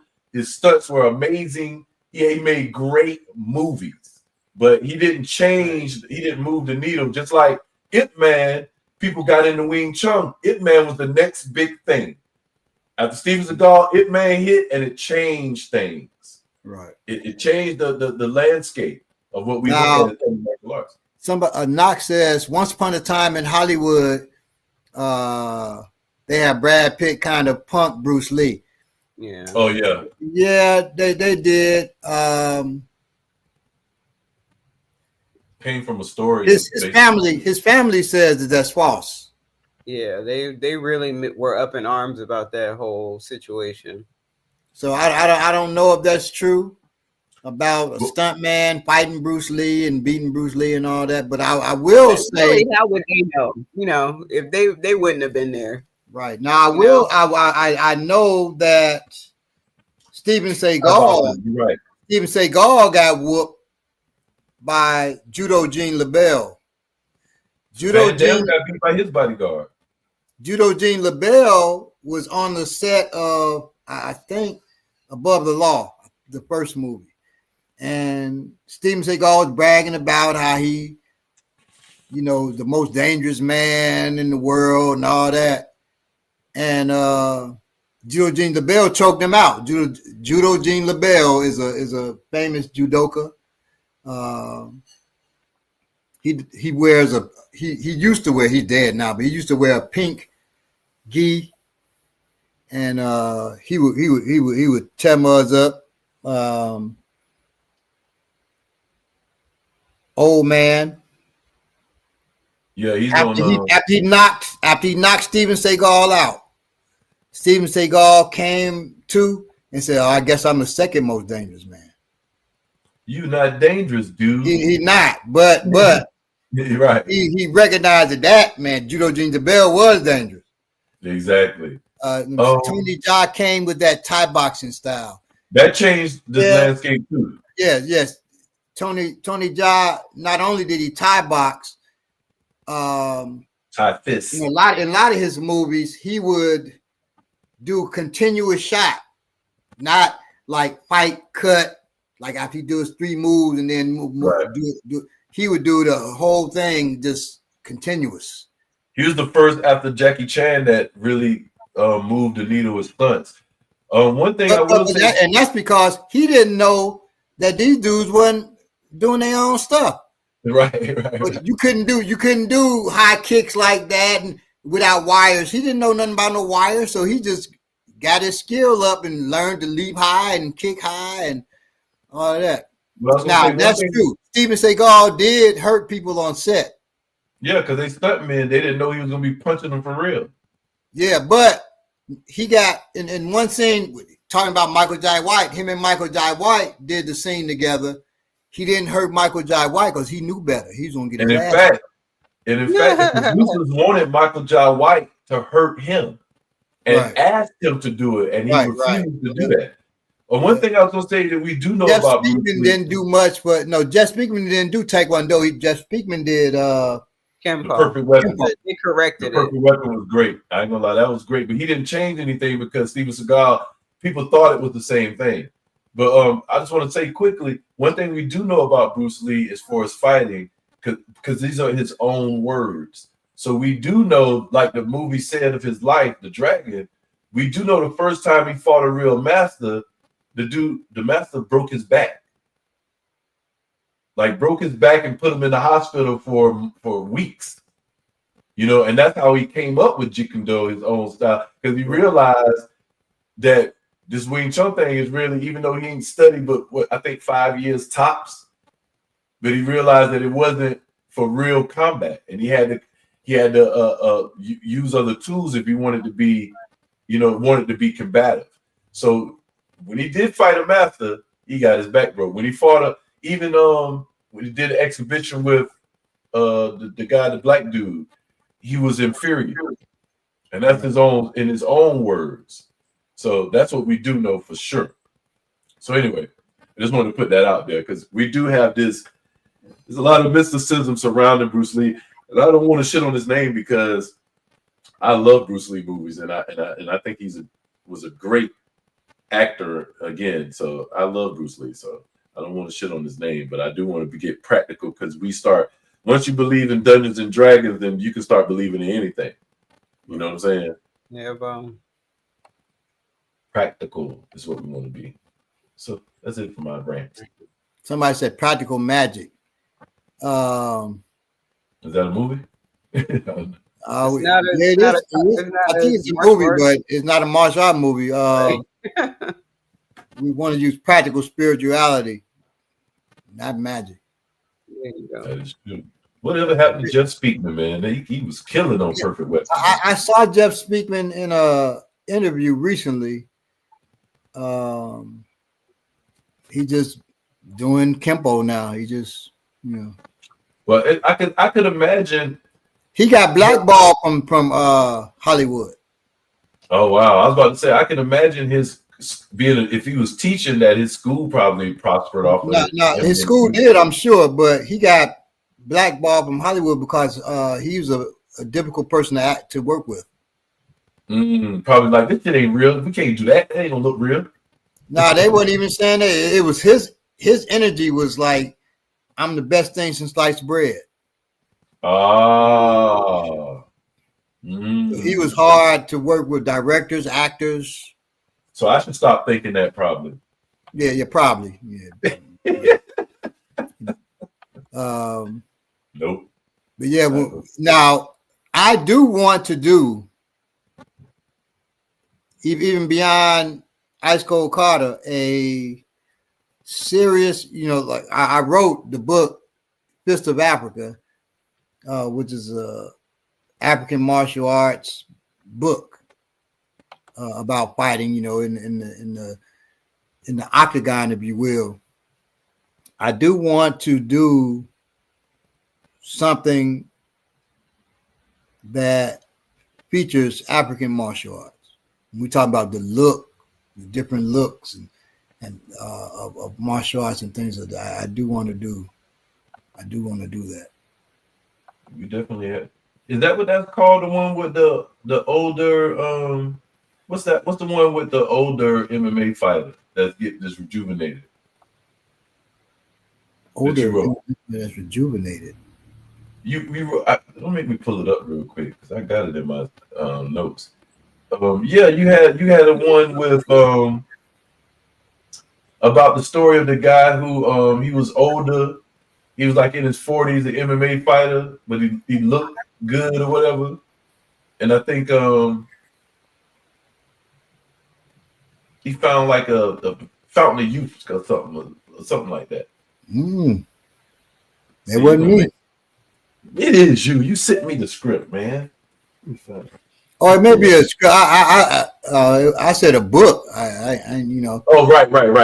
I've written so many movie scripts. I don't know, but I don't remember that one. That's ain't no need to be like that. Ain't no need to say that. I done wrote so many scripts, y'all. If maybe I wrote it, I don't even remember. Like I write a script every week. Like, what are you talking about? You see how I just throw that in my face? I got one script that's about 8 minutes long. I'm trying to shop. 2. Thanks to Amaniki helped co-write one with me. But yeah, so this I'm pulling it up right now because we're about to log out of here anyway in a second. But yes, you have one that I thought was really, really good. Maybe because it's supposed to be starring me, but about the over the hill MMA fighter that's kicking tail. What's the name? Here we go. It's not Red Belt, right? No, it's written by me. Oh, okay. Yeah. Red Belt, he wasn't over the hill. Let me see what this is called. Not Ramshack Carter Jones. I mean, not Ramshack Jones. Busy Jones and the Fountain of Youth.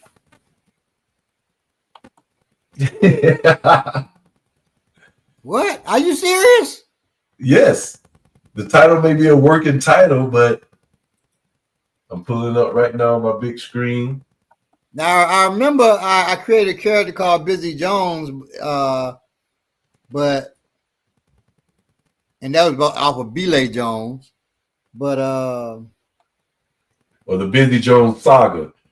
Bismarck Busy Jones, a black man in his early 40s, but built like an athlete. Thank you very much, Bob. In his mid-20s, working striking combinations on a bob. His combinations favor sharp elbows from all angles, Right. headbutt. Now, I remember I did that, but it's called The Fountain of Youth. Busy Jones and The Fountain of Youth.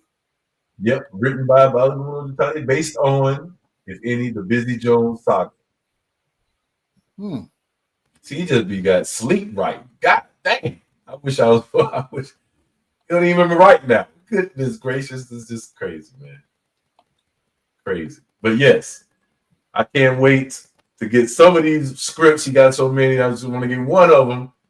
And we got one in the works right now. We filming. It's going to be great. And that's going to also be a saga. You got a lot of sagas going on. So it's happening now. Yeah, So now that is How I Became an Assassin. The first one is Black Dog.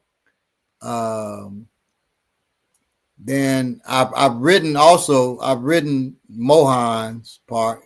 I wrote that because I'm playing Mohan. So I wrote I finished that. I'm writing another one, the one that Belay plays. I forget his name, the character's name. I'm writing that one right now. Ice Cold Carter. Wait a minute. No, not Ice Cold Carter. Oh, okay. And what the guy that I'm playing, you already wrote his. You writing another one? Right, Black Dog. I've written Mama Yeezy's. I put that in the group. Right. And I've written Mohan's. It's three. So we got three different And ones Travis. already. And Travis is the last one I'm working on. Mohan I'll put in the group probably in a week or two. Okay. And I have a story that I came up with that I'm trying to get Baba to actually write it for me because I can't write it myself. I don't have the knowledge that he has to make it make sense. But that's going to be a spy saga. And I think that's going to be really good. I'm not going to give you the title yet because I'm still debating on if I want to use the title that I originally came up with because it could be confused with an organization, a real organization that exists, and I don't want any conflict. But we got some things for y'all, so stand by. I hope we can get you support when we do get it off the ground. We come to you with that with raising money for these. After I guess you see the first one that we do, and once we start getting momentum, I think it won't be a problem. I think people understand that we got some talent over here we trying to get out. Oh yeah. Gonna get out. Exactly. That we're getting out. It's happening. Thanks, Ominiki. I need to revisit Red Belt. I forgot about I remember that show. I seen that movie. Huh? I seen that movie. It's like a movie. It's with Chiwetel Ejiofor. Right. Right. Yeah. He plays a martial arts instructor who used to fight, and he's reluctant to, and then he's convinced to go back into the ring. I just seen the new Karate Kid. I was just I haven't seen that. I got to see that. It's pretty good. It's pretty They good. went It's back pretty to good. the old formula, but nothing wrong Now with I don't like the way they did Jaden Smith. See, if they don't have any memory of him because this story comes from the Jaden Smith story. Yeah. If you remember the Jaden Smith, if you remember when Jaden Smith did Karate Kid, it was Will Smith is the executive producer, so Yeah, they gonna make a movie with all of them. I'm pretty sure that's what their plan is because they done already brought Machio back into it. They're gonna bring the fact that they didn't bring. If you really pay attention, that was his teacher that's in this new one. That don't break. Right, yeah, He's not. Jaden Smith ain't mentioned nowhere in it. No reference to him. I think it's because of some of the controversy he's been into. I read an article that Jackie Chan said that is why. You know, he said that Jaden is making decisions that he can't that don't even match a martial artist's way. See, I was like, yo, now I didn't know that, but I did know it's like that's his teacher. Why didn't he make no reference? Because it would make sense to just tie it because they tied everything. but they acting like he didn't exist, like they trying to erase him. And I thought that was big. And I don't know a lot about James Smith, but the only thing I do know is that I believe, I mean, hell, his father must have agreed, because isn't Will Smith the executive producer of this film too? Yeah, I think they own the Karate Kid thing now. Yeah, I think so. I'm pretty sure, because they got the show. They got the show too. There's been talk that he has, for a while, and I don't ever get into this because you never know what's real. But there's been a lot of talks about him being estranged from his family, from his parents. Yeah, emancipated from his father and all that. Yeah. I only know two things about James Smith. One, he has a water company that he gives away free water. Two, he has a restaurant that feeds the homeless and gives away free food. Those are only two facts that I know about James Smith. So I'm not going to judge the man or what nobody says, because those are only two things I know for a fact. Well, you know for a fact too that he's weird, but but I mean he does give away free water and feed the homeless. So, and he made a fly song. He made at least one. He definitely made a fly song, and his father is not making fly songs right now. I can definitely say that as a fact. Yeah, okay, he's a good rapper. I can say that. That's all I know. We're gonna leave it at that. I'm not saying that. I'm saying he made a fly song. He's a good rapper, right? It was a dope song. All right. And he's rich. There you go, I Manifesto. I'm sure we could come up with a whole list if we keep going. He is rich. As far as financially. He has the sister and the brother. and he can act okay, He can, they talked about his. Now I did read that they said that he had a poor performance in the movie with his father. No. I can't think of what that movie is called. The science fiction movie. After Earth. I thought that was a great performance. I thought it was the only really good great performance I could say. Well, he did a good performance in Karate Kid too. Yeah, I thought that was good. I thought what's the name of it? After Earth. I thought After Earth was great. I thought he's always been good. I thought After Earth was a great performance, and it's all acting because you're by yourself. So it's some of the hardest acting to do because you got to have all these emotions. A lot of times you're not talking. So you gotta really convey a lot of different things. So I thought it was great, and people really itched on that movie. And I think it was about father and son, a black man and his son. That's why they didn't like it. Came out on Father's Day. I was like, yo, this is great. Like the father can't communicate like he want to, but he loves his children, like just like a black father, but they just put it in his face. I'm like, this is great. This is great. But anyway. I digress. I went too far. Okay, I admit this.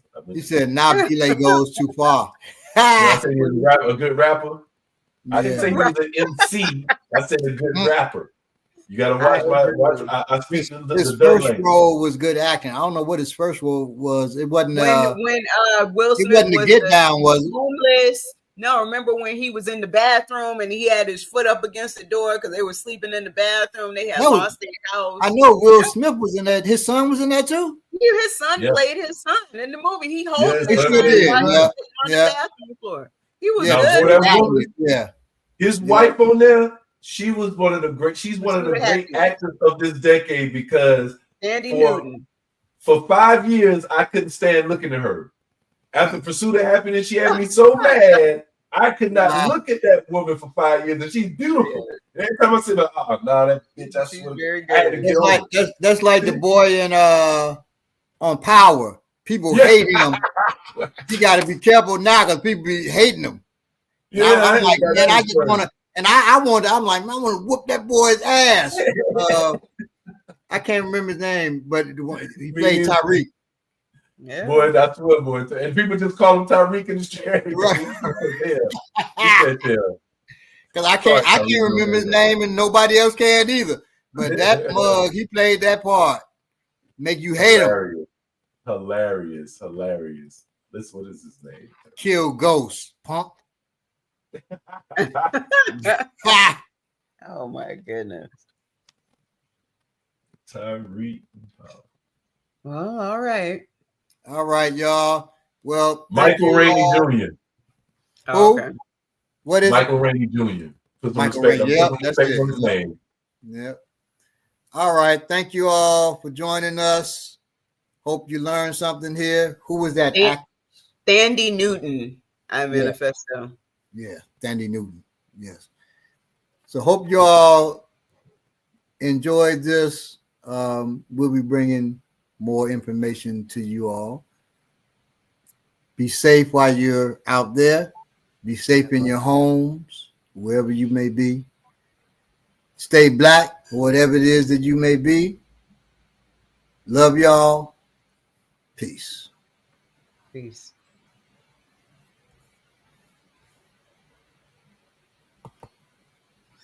Thandie Newton, boy. Lord